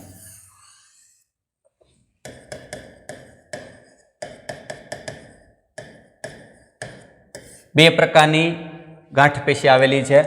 કઈ જગ્યાએ આવેલી છે? બંનેનું કાર્ય શું છે? અલગ અલગ જે છે બીજા કલર દ્વારા સમજીએ. બરાબર. તો બે પ્રકાર છે મુખ્ય. હૃદય જે છે એના જમણા કર્ણકમાં જમણી બાજુ આવેલો છે એક ભાગ. આ છે પહેલો, એનું નામ છે SA ગાંઠ. SA ગાંઠ, સાઇનોએટ્રિયલ ગાંઠ જે છે જેને કહેવાય હૃદયનું કુદરતી પેસમેકર જે આપણા હૃદય જે છે એને સતત ને સતત એક રિધમ દ્વારા એને ધબકતું રાખે છે. હૃદયના ધબકારા મેન્ટેન કરે છે. કુદરતી રીતે મગજને પૂછ્યા વગર હૃદયને પોતાની રીતે ધબકાવે, એને ધબકારા જે ચાલુ રાખે છે, એને ધબકવાનું સ્પંદન ચાલુ રાખે છે. એ છે SA ગાંઠ, સાઇનોએટ્રિયલ ગાંઠ, જેનું કાર્ય છે બંને પ્રકારના કર્ણકો જે છે, જમણું અને ડાબું બે બાજુના કર્ણકોનું સંકોચન કરવા. ત્યાંથી મેસેજ જાય SA ગાંઠમાંથી એક બીજી ગાંઠ આવેલી છે અહીંયા. એક ભાગ એવો જમણા કર્ણકમાં જમણી બાજુ ઉપર, બીજો ભાગ જમણા કર્ણકમાં ડાબી બાજુ નીચે, આ કર્ણક ક્ષેપક પટલ જે છે એની બાજુમાં. એ ગાંઠ જે છે એનું નામ છે એવી ગાંઠ. SA ગાંઠનું કામ દરેક વખતે હૃદયને ધબકારા ચાલુ કરાવવાનું કામ. બંને કર્ણકનું સંકોચન કરે, ત્યાંથી મેસેજ મોકલે એવી ગાંઠનું કામ સેમ એ જ રીતે કે બંને ક્ષેપકો જે છે બરાબર એમાં એનું સંકોચન કરવાનું. બંને ક્ષેપકોનું સંકોચન કરવું જે છે એ થોડુંક વધારે જટિલ છે. બરાબર. થોડુંક જટિલ છે કારણ કે ક્ષેપકો મોટા છે. ક્ષેપકોમાં એનું સંકોચન માટેના સંદેશા મોકલવા માટે એના એક વિભાજન કરી અને એમાં એક નાના વિભાજન કરીને આવી બ્રાન્ચ જે છે એમાં વિભાજન થાય. એ બ્રાન્ચ કઈ કે એવી ગાંઠમાંથી એનું એવી બંડલ બનાવે. એમાં નામ છે એનું નામ આપ્યું હિસના સ્નાયુ જૂથ. બરાબર. એવી બંડલ, એવી જે ગાંઠ જે છે એમાંથી હિસના સ્નાયુ નીકળે. હિસના સ્નાયુ બે વિભાગ પડીને જમણા અને ડાબા ક્ષેપકમાં વિભાજન પામી ને એમાંથી નાના તંતુ બનાવે જેનું નામ છે પરકિંજે તંતુ. આ રીતે આખા સમગ્ર ક્ષેપકમાં સ્નાયુ સંકોચન માટેના એક સંદેશાઓનું વહન કરવા માટેની રચના. બરાબર. એમાં એવી જૂથ અથવા તો હિસના સ્નાયુ જૂથ બે એક જ શબ્દ છે. એમાં એવી બંડલ આપેલું છે. એવી બંડલ એ તે જેને શોધ કરી એના પરના નામ પરથી હિસના સ્નાયુ જૂથ અને સ્થાન જે છે એના આધારે એનું નામ થશે એવી બંડલ, એવી જૂથ. બરાબર. એટલે આખા ગાંઠ પેશી જે છે એનું માર્ગ આ રીતે થશે. પહેલો ભાગ છે મેઇન મુખ્ય SA ગાંઠ, ત્યાંથી મેસેજ જાય એવી ગાંઠ, ત્યાંથી મેસેજ આવે હિસના સ્નાયુ જે છે ત્યાંથી મેસેજ આવે પરકિંજે તંતુ અને આ રીતના મેસેજ જે છે એ પહોંચાડી અને આખા હૃદય જે છે એનું રિધમિક રીતે સંકોચન વિકોચન કરવાનું કાર્ય થાય. રિધમિક રીતે સંકોચન વિકોચન થાય એટલે એના આધારે આપણા હૃદય જે છે એના ધબકારાનું બેલેન્સ થયા કરે. બરાબર. હૃદયના ધબકારાનું યોગ્ય સમયે બેલેન્સ કરવાનું કામ જે છે આનું છે. હિસના સ્નાયુ જે છે એક અગત્યના હિસના વૈજ્ઞાનિકે શોધ કરેલી છે. SA ગાંઠ દર 0.8 સેકન્ડે હૃદચક્ર ચાલુ રાખે છે. એટલે હૃદયના ધબકારા કરાવે છે. હૃદયને દર 0.8 સેકન્ડે ધબકવાનું કામ જે છે રિધમિક રીતે યોગ્ય જે છે એને કહેવાય ને કે યોગ્ય સમયે અને યોગ્ય માત્રામાં SA ગાંઠ કરે છે. આપણા શરીરની કુદરતી બેટરી જેવું ગણાય. બેટરી જે પાવર આપે છે હૃદયને જિંદગીભર જે છે એને ધબકતું રાખવાનું કામ, એટલે નામ આપ્યું કુદરતી પેસમેકર. બરાબર. આ થઈ ગયું એની અંદર આવેલી ગાંઠ પેશી અને એનું સ્થાન આપેલું છે. સ્થાનની સાથે દરેકે દરેક જે છે એનું કાર્ય યાદ રાખવાનું છે. બરાબર. એના પછી નેક્સ્ટ જે ભાગ જે આમાં આપેલો છે. બરાબર. આજે આખી પ્રક્રિયા સમજાવેલી છે. પ્રક્રિયાના આધારે કે એસએન મહત્તમ સંખ્યામાં સક્રિય કલાવી સ્થિતિમાન પેદા કરી શકે, એટલે કે 70 થી 75 પ્રતિ મિનિટ, અને હૃદયના લયબદ્ધ સંકોચનનો પ્રારંભ કરે. બરાબર. તેથી તેને ગતિ પ્રેરક કે પેસમેકર કહે છે. એટલી બધી એમાં સ્પીડ છે કે 1 મિનિટમાં 70 થી 75 વખત હૃદયને ધબકાવી શકે. એટલે આપણા ધબકારા મિનિટના કેટલા છે? 75. એસે ગાંઠનું કામ છે, અને એ નોર્મલ રીતે આવું પાછું ગતિમાં રાખે અને એને જાળવે છે, એટલે નામ આપ્યું પેસ મેકર. આપણું હૃદય સામાન્ય રીતે 1 મિનિટમાં 70 થી 75 વખત ધબકે છે, એટલે સરેરાશ આપણે લઈએ છીએ 72 ધબકારા. નેક્સ્ટ એના પછીનો ભાગ છે હૃદચક્ર. હૃદચક્ર આમ જોઈએ તો ખૂબ જટિલ પ્રક્રિયા છે. બરાબર. પણ આ પ્રક્રિયા સમજવા માટે આપણે ક્રમશઃ સંકોચન વિકોચનની પ્રક્રિયા જે છે એ સમજવી પડે. આખી પ્રક્રિયા જે છે આ રીતે ફરીથી પાછી સમજીએ. એના અલગ અલગ સ્ટેપ છે. ચક્ર છે એટલે ગમે ત્યાંથી તમે સ્ટાર્ટ કરશો, ચક્ર પૂરું તો ત્યાં જ થવાનું છે. બરાબર. એટલે આપણે સૌથી પહેલાં બેઝિક ભાગ લખી નાખીએ. શરીરના અંગો, બીજી બાજુ આવશે ફેફસા,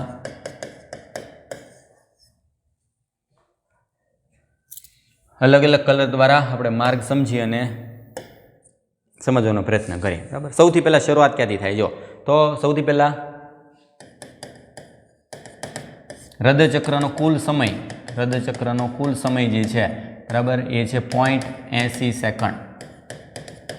એક્ઝેક્ટ થાય છે 0.83, એટલે આપણે અંદાજિત ગણતરી માટે 0.80 સેકન્ડ જેવું લઈએ છીએ. 0.80 સેકન્ડ જે છે એમાં ટોટલ 3 તબક્કા આવી જાય છે.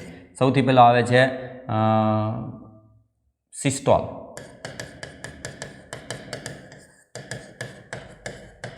કર્ણકોનું સિસ્ટોલ. બીજો તબક્કો આવશે ક્ષેપકોનું સિસ્ટોલ. ત્રીજો તબક્કો છે બંનેનું ડાયસ્ટોલ. સિસ્ટોલ એટલે સંકોચન, ડાયસ્ટોલ એટલે વિકોચન. કર્ણકો બંને સંકોચન પામે, ક્ષેપકો સંકોચન પામે, અને બંને પાછા વિકોચન પામે, એટલે નવા ચક્ર માટે તૈયાર થાય. ટેક્સ્ટ બુકમાં શરૂઆત કરેલી છે અહીંથી. બરાબર. કારણ કે આનું આ વસ્તુ પાછી એવી રીતે ચક્રી રીતે ચાલુ રહે છે. ક્યારે કોનું સંકોચન થાય, ક્યારે કોનું વિકોચન થાય, એ મહત્વનો મુદ્દો છે, આપણે સમજવાનો છે. બરાબર. તો એ સમજવાનું જે છે આપણે શરૂઆત આ પ્રમાણે કરીએ. દાખલા તરીકે જો શરૂઆત થાય સૌથી પહેલાં એસે ગાંઠ. એસે ગાંઠ સક્રિય થાય. એસે ગાંઠ સક્રિય થાય એટલે જમણું કર્ણક અને ડાબું કર્ણક બંને જે છે સંકોચન પામે. સંકોચન પામે એટલે યાદ રાખવાનું કે જમણા અને ડાબા કર્ણકમાંથી રુધિર જે છે એ જમણા ક્ષેપક અને ડાબા ક્ષેપક જે છે એની અંદર રુધિર દાખલ થતું હોય. જ્યારે એસે ગાંઠ જે છે એ સંકોચન કરે, બરાબર, મતલબ કે કર્ણકો અને બે કર્ણક જે છે એનું સંકોચન કરે એટલે પ્રેશર વધે. 30% વધારે રુધિર જે છે કર્ણકમાંથી ક્ષેપકમાં આવે. આ રુધિર આવતું હોય ત્યારે આ વાલ્વ જે અહીં આવેલા હોય વાલ્વ ખુલી જાય. વાલ્વ ખુલી જાય, બરાબર. વાલ્વ ખોલવા જ પડે કારણ કે ત્યાંથી રુધિર જે છે એને આગળ વહન કરવાનું છે. બરાબર. જમણા ક્ષેપક અને ડાબા ક્ષેપકમાં જેવું રુધિર ભરાઈ જાય, બરાબર, જમણા ક્ષેપક અને ડાબા ક્ષેપકમાં જેવું રુધિર ભરાઈ જાય એટલે અહીંથી મેસેજ જે છે આવી જાય એવી ગાંઠ. એવી ગાંઠનું કામ શું છે? તો કે આ બંને જે છે ક્ષેપકોનું હવે સંકોચન કરવાનું. એનું સંકોચન કરવાનું. સંકોચન થાય એટલે પ્રેશર વધે ને પ્રેશર વધે એટલે વાલ્વ બંધ થઈ જાય. હવે રુધિર પાછું રિટર્ન ના જાય એના એટલે એવી ગાંઠ જે છે આપણે જેને એવું કહી શકીએ કે દ્વિદલ વાલ્વ અને ત્રિદલ વાલ્વ બંને વાલ્વ જે છે બંધ થઈ જાય. વાલ્વ બંધ થઈ જાય ને આ બંને વાલ્વ ખુલે. અર્ધચંદ્રાકાર વાલ્વ જે છે ખુલે. ક્યારે? જ્યારે એવી ગાંઠ સક્રિય થાય, એનું મેસેજ આગળ પહોંચે, પરકિંજે તંતુ દ્વારા બંને જે છે બાજુના ભાગમાં જે છે મેસેજ પહોંચે એટલે બંને ક્ષેપકો સંકોચન પામે. બંને ક્ષેપકોનું સંકોચન થાય, બરાબર. એટલે શું છે? તો કે જમણા બાજુના જે ક્ષેપક જે છે ત્યાંથી રુધિર જશે ફેફસામાં, ડાબી બાજુના ક્ષેપકમાંથી રુધિર જશે શરીરના અંગોમાં. શરીરના અંગોમાંથી શુદ્ધ રુધિર છે અશુદ્ધ થઈને પાછું આવશે જમણા કર્ણકમાં. ફેફસામાંથી રુધિર આવશે ડાબા કર્ણકમાં. મતલબ જ્યારે ડાયસ્ટોલ થતું હોય ત્યારે બે કર્ણકો ભરાતા હોય. કર્ણકમાં રુધિર આવી જાય, ત્યાંથી આગળ જાય ક્ષેપકમાં, ક્ષેપક આખું ભરાઈ જાય, એનું સંકોચન થાય, ત્યાંથી રુધિર આગળ વધે, બરાબર. એક સાથે બે કર્ણકોનું સંકોચન થાય, એક બાજુ ક્ષેપકોનું સંકોચન થાય. રુધિરનો પરિવહન માર્ગ જે છે આ રીતે આમ ચાલ્યા કરે. આ રીતે માર્ગ જે છે ચાલ્યા કરશે, બરાબર. એમાં એક સાથે હૃદય જે છે બે પંપ તરીકે કામ કરે. હૃદય પંપ જે છે એમાં એક બાજુનો હૃદય પંપ જે છે એ ફેફસા બાજુ ધક્કો મારે છે, બીજી બાજુનો ભાગ જે છે એ ધક્કો મારે શરીરના અંગો બાજુ. એટલે આપણે આવ્યું હતું કે બે પ્રકારના પરિવહન માર્ગો છે. પરિવહન માર્ગ જે છે એના મુખ્ય બે પ્રકાર છે. પહેલો પ્રકાર છે દૈહિક પરિવહન. દૈહિક પરિવહનનો મતલબ શું કે હૃદય ત્યાંથી રુધિર ધક્કો લાગે અને શરીરના અંગો કયા ફેફસા સિવાયના ત્યાંથી પાછું આવે હૃદયમાં. આ જે પરિવહન જે છે એ છે દૈહિક પરિવહન. હૃદય ત્યાંથી શરીરના અંગો ત્યાંથી પાછું હૃદયમાં આવે. બીજો પ્રકાર જે છે એ છે ફુફ્ફુસીય પરિવહન. ફુફ્ફુસીય પરિવહનમાં હૃદય ત્યાંથી જાય છે ફેફસામાં અને ફેફસામાંથી પાછો આવે છે હૃદય. હૃદય બે પ્રકારના પરિવહન માર્ગ ધરાવે. વચ્ચે એકમાં ફેફસા આવે જેમાં શુદ્ધ થવા માટે જાય છે રુધિર અને પાછું અંગો જે છે એમાં અશુદ્ધ થવા માટે જાય છે. શુદ્ધ છે અંગોને આપે એટલે અશુદ્ધ થાય, અશુદ્ધ છે ફેફસાને આપે એટલે શુદ્ધ થાય. એટલે બે એકસાથે પંપ કામ કરે ને આ બે પંપ એકસાથે કામ કરે એટલે હૃદય જે છે એને બે વડો પંપ તરીકે પણ ઓળખવામાં આવે, કારણ કે એમાં એકસાથે બે પંપિંગ પ્રક્રિયા થાય છે. એ પંપિંગ પ્રક્રિયા જે છે એનો ક્રમ જે છે આખો આ પ્રમાણે છે. આ ક્રમ જાળવી રાખવા માટે જવાબદાર છે એમાં બે મહત્વની ગાંઠ પેશી, એસે ગાંઠ અને એવી ગાંઠ. બરાબર. હવે આની સાથે સંકળાયેલો એક ભાગ મુખ્ય છે આખું પરિવહન માર્ગ તો ઠીક છે તમને ખ્યાલ આવી જશે. બરાબર. પણ એમાં એક અગત્યની પ્રક્રિયા જે છે હૃદચક્રની એ છે છેલ્લો ટોપિક. બરાબર. આપણે પરિવહન માર્ગ બહુ ટૂંકમાં ફરીથી સમજવું હોય તો લખી શકીએ. બરાબર. દાખલા તરીકે એક માર્ગ જે છે ટૂંકમાં લખાવી દઉં, ગમે ત્યાંથી આપણે શરૂ કરીએ. દાખલા તરીકે હૃદય જે છે એના કયા ભાગમાંથી શરૂ કરીએ, અથવા અહીંયા છે જ તે આપણે આકૃતિ એક સમજી લઈએ. આકૃતિ આપેલી છે એમાં આખો પરિવહન માર્ગ તમને ખ્યાલ આવી જશે. આ છે આકૃતિ, એમાં આખો પરિવહન માર્ગ છે. બે માર્ગે આપી દીધા તમને એક સાથે. જુઓ કે બંને ભાગ જે છે એમાં એક હૃદયમાંથી ફેફસામાં અને ફેફસામાંથી ક્યાંથી શરૂઆત કરીએ. જુઓ દાખલા તરીકે આપણે અહીંથી શરૂઆત કરીએ. શરીરના ભાગો જે છે એમાંથી અશુદ્ધ રુધિર દાખલ થાય છે મહાશિરા દ્વારા. ક્યાં દાખલ થશે? RA એટલે કે જમણા કર્ણકમાં. જમણા કર્ણકમાંથી જમણા ક્ષેપકમાં. ત્યાંથી રુધિર જાય છે ફેફસામાં. ફેફસામાં કોના દ્વારા જાય? ફુફ્ફુસીય ધમનીમાં. ધમની એટલે યાદ રાખજો કે જે હૃદયથી અંગો તરફ જે રુધિર લઈ જાય દૂર એ બધી ધમની છે, અને અંગોથી જે હૃદય તરફ લાવે છે બરાબર એ બધી શિરા છે. ફેફસામાં રુધિર શુદ્ધ થઈ જાય, શુદ્ધ રુધિર પાછું ફુફ્ફુસી શિરા દ્વારા આવે છે ડાબા કર્ણકમાં. ડાબા કર્ણકમાંથી ડાબા ક્ષેપક, ડાબા ક્ષેપકમાંથી પાછું પૃષ્ઠ મહાધમની જે છે એના દ્વારા શરીરના અંગો. એટલે આ રીતના આખું રુધિરનો પરિવહન માર્ગ જે છે એ ચાલ્યા કરે. એટલે પરિવહન માર્ગ તમને ખ્યાલ આવી જાય તો એના આધારે પણ આપણે જે છે એ સમજી શકીએ એનું હૃદચક્રમાં આની જ પ્રક્રિયા જે છે કન્ટિન્યુ ચાલ્યા કરે છે. હવે અગત્યનો ભાગ જે છે જેના પરથી ક્વેશ્ચન પૂછાઈ ગયો હતો બરાબર, એ ભાગ આપણે સમજી લઈએ.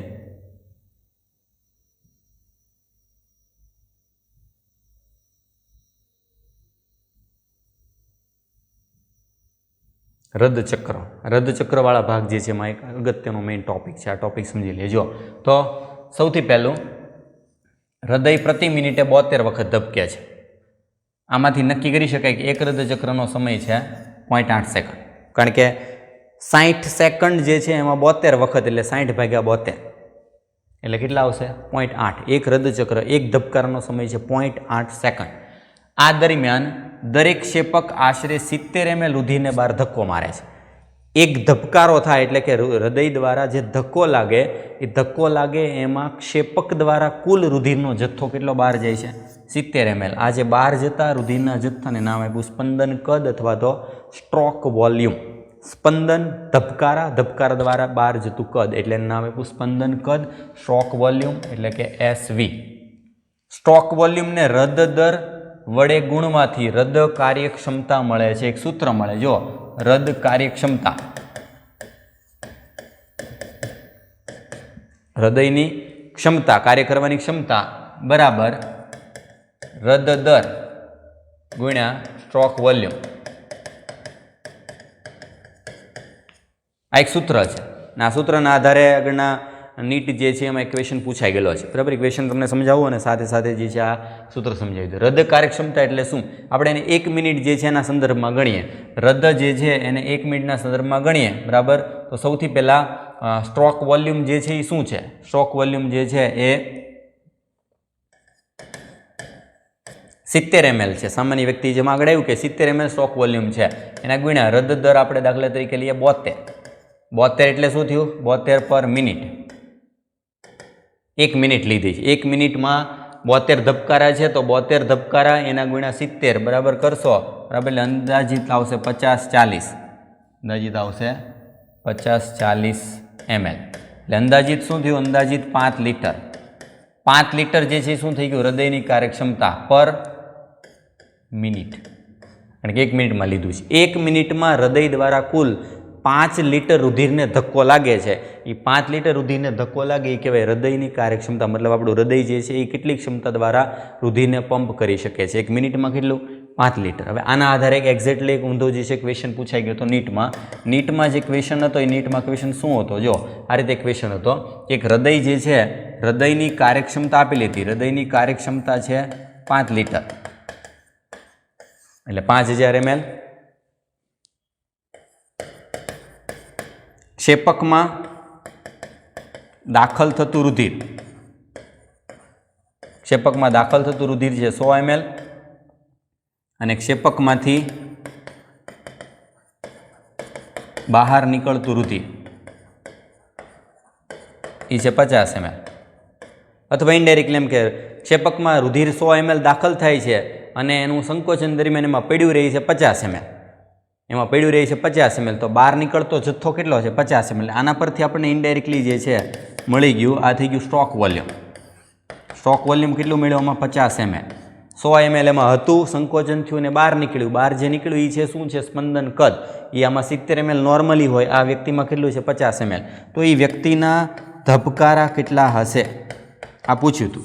આ સૂત્ર જ લાગુ પડે. જો ધબકારા હૃદય દર, એના હૃદયના ધબકારા એ જ હૃદય દર. એટલે હૃદયના ધબકારા બરાબર આ પ્રમાણ સૂત્ર લઈએ તો શું થશે? હૃદય કાર્યક્ષમતા ભાગ્યા સ્ટ્રોક વોલ્યુમ. નીટમાં ક્વેશ્ચન પૂછાણે એમાં આંકડાકીય માહિતી પ્રમાણે જોઈએ કે તમે સરળતાથી ગણતરી કરી શકો. હૃદય કાર્યક્ષમતા હતું 5 લિટર એટલે 5000 ml ભાગ્યા 50 ml કેટલા થશે? 100 ધબકારા છે આન્સર. 2019માં પૂછાયેલો ક્વેશ્ચન, બરાબર, નીટમાં પૂછાઈ ગયેલો ક્વેશ્ચન. આ જ રીતે સેમ આ સૂત્ર જે છે તમને ખ્યાલ હોય તો સૂત્રના આધારે જે છે તમે આ રીતના ક્વેશ્ચન સોલ્વ કરી શકો. એટલે આ સૂત્ર યાદ રાખવાનું. ટોટલ ક્ષમતા, આ હૃદય જે છે કાર્યક્ષમતા વ્યક્તિ દીઠ બદલાઈ શકે, બરાબર. નોર્મલ વ્યક્તિ છે, સ્પોર્ટ પર્સન છે, એ પ્રમાણે એની હૃદય કાર્યક્ષમતા બદલાય. ટોટલ જે છે એનું પ્રમાણ હોય એ બદલાઈ શકે, બરાબર. કારણ કે આપણું સ્ટોક વોલ્યુમ 70 છે, તે 70માંથી વધઘટ થઈ શકે. એના ધબકારા જે છે એ પણ વધઘટ થઈ શકે. એના પછી અવાજ, હૃદય જે છે એમાંથી આવતા અવાજમાં યાદ રાખવાનું છે કે 2 મહત્વપૂર્ણ અવાજ ઉત્પન્ન થાય છે જે સ્ટેથોસ્કોપ દ્વારા માપી શકાય. યાદ રાખજો કે દરેકે દરેક હૃદયના અવાજ જે છે એ વાલ્વ બંધ થવાના લીધે આવતા અવાજ છે. એમાં બંધ કયા કયા? જો કે પ્રથમ હૃદયનો અવાજ જે છે નામ આપ્યું છે લબ, એ ત્રિદલ અને દ્વિદલ વાલ્વ બંધ થાય ત્યારે અવાજ આવે છે, બરાબર. તો પહેલો અવાજ જે છે ક્યારે? તો કે ત્રિદલ ને દ્વિદલ વાલ્વ બંધ થાય ત્યારે લબ અવાજ આવશે.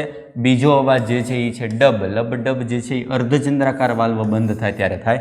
એ વાલ્વ શરૂ થાય ત્યારે નહીં પણ એ બંધ થાય છે, બરાબર. બંધ થતા સમયે આવા લબ ડબ એવા કન્ટિન્યુઅસ જે છે 2 અવાજ આવે છે, બરાબર. એ બંને અવાજ જે છે એ આપણે સ્ટેથોસ્કોપ દ્વારા માપી અને એના દ્વારા આપણે હૃદયની કાર્યક્ષમતા કેવી છે, હૃદય કેટલું કામ કરે છે એના પરથી આપણે નક્કી કરી શકીએ, બરાબર. એના પછી ઇલેક્ટ્રોકાર્ડિયોગ્રાફ, ઇસીજી. બહુ ટૂંકમાં એક ટોપિક જે છે આપણે આ રીતે સમજી શકીએ. જો આપણા હૃદય જે છે એમાં એવું આવ્યું હતું કે 3 તબક્કા છે. હૃદયચક્ર જે છે એના 3 તબક્કા લીધા હતા. પહેલું હતું કર્ણકનું સિસ્ટોલ, બીજું હતું ક્ષેપકોનું સિસ્ટોલ અને ત્રીજું હતું બંનેનું ડાયસ્ટોલ. મતલબ હૃદયના ધબકારા યોગ્ય રીતે ચાલતા હોય તો આવા 3 સ્ટેપ છે. આ સ્ટેપ જે છે આપણે ગ્રાફ દ્વારા માપી શકીએ. એ ગ્રાફ કયો છે, બરાબર. તો ગ્રાફ જે છે એમાં એક બાજુ છે મિલીસેકન્ડ, એટલે કે એક બાજુ છે સમય આવશે મિલીસેકન્ડમાં, બરાબર. એક બાજુ છે વિદ્યુત સ્થિતિમાનનો તફાવત એટલે કે વોલ્ટમાં. આપણા શરીરમાં યોગ્ય કાંડાના ભાગે, ઘૂંટીના ભાગે જે છે ઇલેક્ટ્રોડ મૂકી કોમ્પ્યુટર સાથે જોડી અને જો આપણા શરીરમાં ધબકારા જે છે એને માપવું હોય તો ગ્રાફ મળે. આપણા શરીરમાં વિદ્યુત સ્થિતિમાનનો તફાવત સમય દરમિયાન કેટલો થાય છે માપવો હોય તો ગ્રાફ મળે, બરાબર. એ ગ્રાફ જે છે એ ગ્રાફ આ રીતે મળશે. ગ્રાફ જે છે એમાં આ રીતનો હવે ગ્રાફ મળે છે. આ ગ્રાફ શું છે? તો કે ગ્રાફ જે છે એને ચોક્કસ પીક પ્રમાણે એને તરંગ નામ આપી દીધું. પહેલો આવે છે પી તરંગ, પછી ક્યુ, આર, એસ, ટી. આવા ત્રણ જે છે તરંગ મળે છે. તરંગ જે છે એને આપણે અલગ અલગ વિભાગ પ્રમાણે એવું સમજી શકીએ. એક રીતે એ ત્રણ જે છે વિભાગ છે. જેમ કે પી તરંગ જે છે, બરાબર, સૌથી પહેલાં આવે છે પી તરંગ. પી તરંગ જે છે એનો સમયગાળો છે 0.10 સેકન્ડ. 0.10 સેકન્ડમાં પી તરંગ જે છે એ શું દર્શાવે છે? તો કર્ણકોનું સિસ્ટોલ.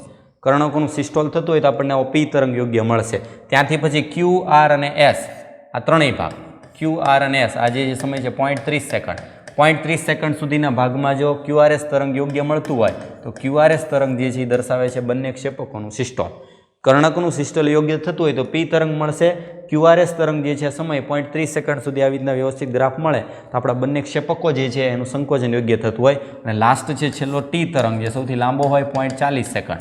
0.40 સેકન્ડ સુધીના ભાગમાં જે છે એ મળે ડાયસ્ટોલ. ડાયસ્ટોલમાં ટેક્સ્ટબુક જે છે એમાં આપેલું છે ક્ષેપકનું ડાયસ્ટોલ. બરાબર, એ પ્રમાણે રાખવાનું છે.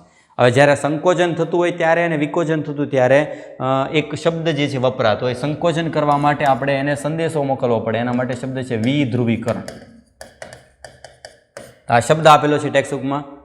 કર્ણકોનું વિધ્રુવીકરણ દર્શાવે છે પી તરંગ. ક્યુઆરએસ તરંગ જે છે એ શું દર્શાવે છે? ક્ષેપકોનું વિધ્રુવીકરણ. અને આ જે છે ડાયસ્ટોલ એટલે કે પુનઃધ્રુવીકરણ, મતલબ પાછી મૂળ સ્થિતિમાં આવવાની પ્રક્રિયા. સંકોચન કરવું એ વિધ્રુવીકરણ છે, મૂળ સ્થિતિમાં આવવું એ પુનઃધ્રુવીકરણ છે. એટલે એ પ્રમાણેના ત્રણ સ્ટેપ, ત્રણે ત્રણ તરંગો જે છે એનો ગ્રાફ, આ ગ્રાફ આ પ્રમાણે મળતો હોય. બરાબર, કોઈ વ્યક્તિ જે છે એમાં હૃદયના ધબકારા જે છે આ રીતે ચાલતા હોય યોગ્ય રીતે. બરાબર, આ તમે વેન્ટિલેટર જે છે એમાં પણ જોયું હોય. આ પ્રમાણે ગ્રાફ મળતા હોય તેનો મતલબ એ વ્યક્તિ જે છે એમાં હાર્ટ જે છે એ યોગ્ય દરે યોગ્ય સમયે જે છે પમ્પિંગ કરે છે. બરાબર, એમાં કંઈ અસામાન્ય કંઈ પીક આવશે તેનો મતલબ એના હૃદય જે છે એમાં કંઈ ખામી છે. એટલે આપણે આના પરથી ડૉક્ટરી નિદાન જે છે પણ કરી શકીએ. બરાબર, નેક્સ્ટ ગ્રાફ આપેલો છે. ગ્રાફવાળા ભાગમાં યાદ રાખવાનું છે ખાલી આ મહત્ત્વનું: કર્ણકનું, ક્યુઆરએસ તરંગ ક્ષેપકોનું, બરાબર, અને ટી તરંગ જે છે એ સામાન્ય સ્થિતિ પુનઃધ્રુવીકરણ. આ ત્રણ તબક્કા જે છે એમાં શું દર્શાવે છે ખાલી યાદ રાખવું. એના પછી બેવડું પરિવહન ઓલરેડી આવી ગયું છે આગળ. બેવડું પરિવહન જે છે એમાં આગળ સમજાવી દીધું, સમજાવવાની જરૂર નથી કારણ કે આ ભાગ જે છે એમાં આવી ગયું. જો હૃદયથી ફેફસા અને પાછું હૃદય, આ જે છે એને કહેવાય ફુફ્ફુસીય પરિવહન. ફુફ્ફુસીય પરિવહન એટલે શું? હૃદયમાંથી ફેફસામાં જાય, ફેફસામાંથી હૃદયમાં આવે, એટલે કે રુધિર શુદ્ધ થવા જાય, એ છે ફુફ્ફુસીય પરિવહન. અને હૃદયથી શરીરના અંગો, હૃદયમાંથી અંગોમાં કોના દ્વારા જાય? અંગોમાંથી પાછું હૃદયમાં કેમાં દ્વારા આવે? એ જે છે એ છે દૈહિક પરિવહન. આવા બે પ્રકારના પરિવહન જે છે મનુષ્યમાં થાય છે. એની બધા માટે જવાબદાર છે આપણા શરીરની રુધિરવાહિનીઓ, ધમની, શિરા અને કેશિકા. બરાબર, એના માટે ધમની, શિરા જે છે બંનેનું આકૃતિ દ્વારા એના સ્તરો જે છે યાદ રાખવાના છે.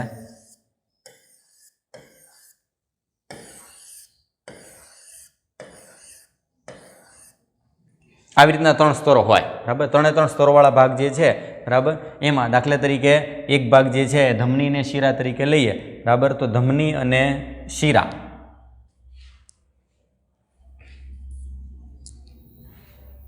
આકૃતિ આ પ્રમાણે લઈએ. બંને ભાગ જે છે પરિવહન. ધમની હોય, બરાબર, ધમનીવાળો ભાગ જે છે એનું પોલાણ સાંકડું હોય. પોલાણ સાંકડું હોય એનું કારણ છે એનું મધ્યસ્તર જે છે એની જાડાઈ વધારે હોય. મધ્યસ્તર જે છે એની જાડાઈ વધારે હોય. જ્યારે એની સરખામણીમાં શિરા જે છે, બરાબર, તો શિરાવાળા ભાગમાં પોલાણ જે છે વધારે હોય, કારણ કે એનું જે મધ્યસ્તર જે છે એની જાડાઈ ઓછી હોય. એટલે મેઇન ત્રણ આવરણો આવે છે. ત્રણે ત્રણ આવરણોમાં નામ આપેલા છે. જુઓ, ટ્યુનિકા ઇન્ટિમા, ટ્યુનિકા મીડિયા અને ટ્યુનિકા એક્સટર્ના. ત્રણ દિવાલ છે. એ ત્રણે ત્રણ દિવાલ જે છે શેની બનેલી છે? એટલે યાદ રાખવાનું છે કે મધ્યસ્તર તુલનાત્મક રીતે પાતળું હોય છે. શેમાં?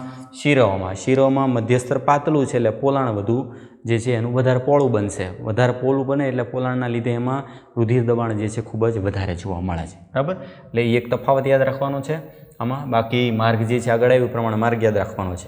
એની સરખામણીમાં આવરણ જે છે માત્ર એમાં જોવા મળે છે. બરાબર, બીજો ભાગ છે નિવાહિકા તંત્ર. નિવાહિકા તંત્ર જે છે એ ટૂંકમાં સમજાવી દો. નોર્મલી શું થાય? કોઈ પણ અંગોમાંથી હૃદય,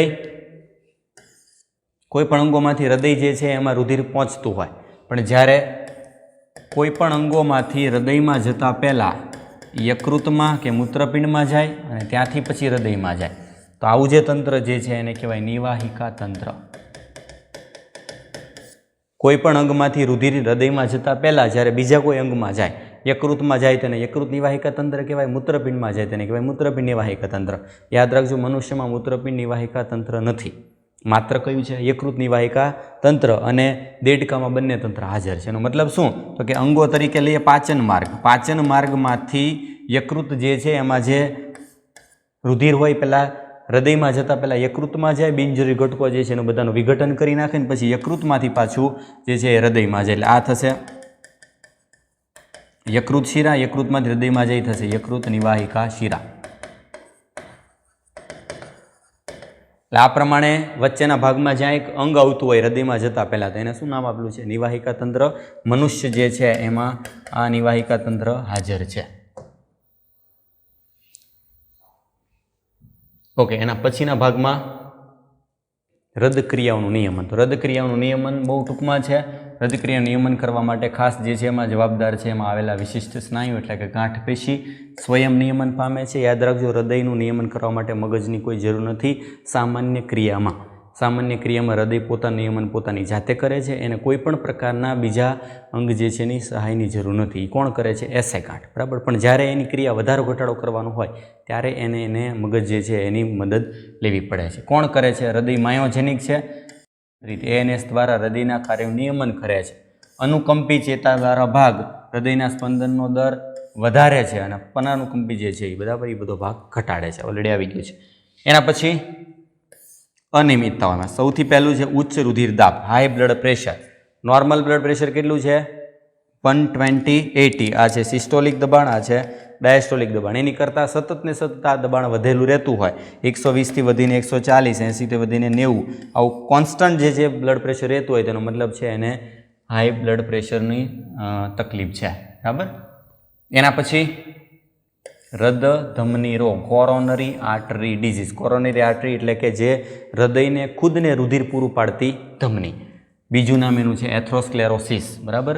જેમાં હૃદય સ્નાયુને રુધિર પૂરું પાડતી રુધિરવાહિનીઓ અસર થાય, જેમાં કેલ્શિયમ, ચરબી કે કોલેસ્ટેરોલના તંતુમય પેશીની જમાવટ થવાથી ધમનીનું પોલાણ હોય એમાં ઘટાડો થાય.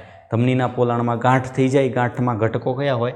કેલ્શિયમ, ચરબી, કોલેસ્ટ્રોલ અને તંતુમય પેશી, જેના લીધે હૃદયને ખુદને પોતે ઓક્સિજન અથવા તો રુધિર પૂરતા પ્રમાણમાં મળે નહીં. આ સ્થિતિ એને કહેવાય એથ્રોસ્ક્લેરોસિસ અથવા તો CAT. નેક્સ્ટ છે એન્જાઇના. એન્જાઇના નામ આપેલું છે આપણા છાતીના સ્નાયુ, મતલબ કે જેના લીધે આપણા છાતીમાં દુખાવો થાય છે. બરાબર. એન્જાઇના પેક્ટોરિસ પણ કહે છે. હૃદય સ્નાયુમાં પૂરતો ઓક્સિજન ન પહોંચે ત્યારે છાતીમાં તીવ્ર દુખાવો થાય એનું મુખ્ય લક્ષણ છે. કોઈ પણ ઉંમરના પુરુષ અને સ્ત્રીમાં થઈ શકે, પરંતુ મધ્ય ઉંમર અને મોટી ઉંમરમાં વધારે છે અને રુધિર પ્રવાહને અસર કરતી સ્થિતિ. નેક્સ્ટ એનું છે હૃદય નિષ્ફળ જવું, હાર્ટ ફેલર. હાર્ટ ફેલ એટલે હૃદય એક બંધ થઈ જવું એવું નહીં. હૃદયની કાર્યક્ષમતા જેને રુધિર બહાર પંપ કરવાની ક્ષમતા છે ધીમે ધીમે ઓછી થવાની સ્થિતિ. હૃદયનું નિષ્ફળ જવાનો અર્થ એવી સ્થિતિ કે જેમાં હૃદય શરીરની જરૂરિયાત મુજબ રુધિર પહોંચાડી શકતું નથી. ક્યારેક એને કન્જેસ્ટિવ હાર્ટ ફેલર પણ કહે છે, CHF, જેમાં હૃદયમાં ગભરામણ થાય. બરાબર. મુખ્ય લક્ષણ ફેફસામાં રુધિર જે છે એનો ભરાવો થાય, હૃદયનું નિષ્ફળ જવું અને હાર્ટ એટેક અને થવાના છે. હૃદયનું નિષ્ફળ જવું, બરાબર, હાર્ટ ફેલ છે. હૃદયનો અટકાવ એટલે એરેસ્ટ, જ્યારે હૃદય ધબકવાનું બંધ કરે. તમે મૂવીમાં ઘણી વાર જોયું કે હૃદય બંધ થઈ જાય, એક શોક આપે ને પાછું ચાલુ થઈ જાય. તો એ જે બંધ થવું ને પાછું ચાલુ થવું એ કઈ સ્થિતિ છે? એરેસ્ટ. જ્યારે એટેક શું છે? તો કે હૃદયનો હુમલો, જ્યારે હૃદયના સ્નાયુ એક રુધિરના અપૂરતા પુરવઠા દ્વારા નુકસાન પામે જેવું નથી. એટલે ત્રણ શબ્દો ત્રણેય અલગ છે. હાર્ટ ફેલર અલગ છે, હાર્ટ એટેક, હાર્ટ એરેસ્ટ અલગ છે અને હાર્ટ એટેક અલગ. એટેક બંધ થઈ જવું, એરેસ્ટ એટલે બંધ થાય પાછું ચાલુ થઈ શકે, અને ફેલર એટલે કે ધીમે ધીમે હૃદય પોતાની કાર્યક્ષમતા જે છે ગુમાવી રહ્યું છે. એટલે આવી રીતે ત્રણ જે છે એના અર્થમાં આ તફાવત છે. બરાબર. આવી રીતે એક જ લેક્ચર જે છે એમાં આપણે થોડી સ્પીડ રાખીએ છીએ, પણ એમાં ચેપ્ટર આખું જે છે રિવાઇઝ કર્યું છે, મેક્સિમમ પ્રયત્ન કર્યો છે કે એમાં મેઇન ભાગ જે છે આવી જાય છે. બરાબર. ટેક્સ્ટ બુકમાં લાઇન ટુ લાઇન તમારે જોઈ લેવાનું છે, અને આના પછીના નેક્સ્ટ લેક્ચર જે છે એમાં આપણે ટાઈમ ટેબલ પ્રમાણે જે ચેપ્ટર આવશે એના પછીના નેક્સ્ટ લેક્ચરમાં આપણે સ્ટાર્ટ કરશું. બરાબર.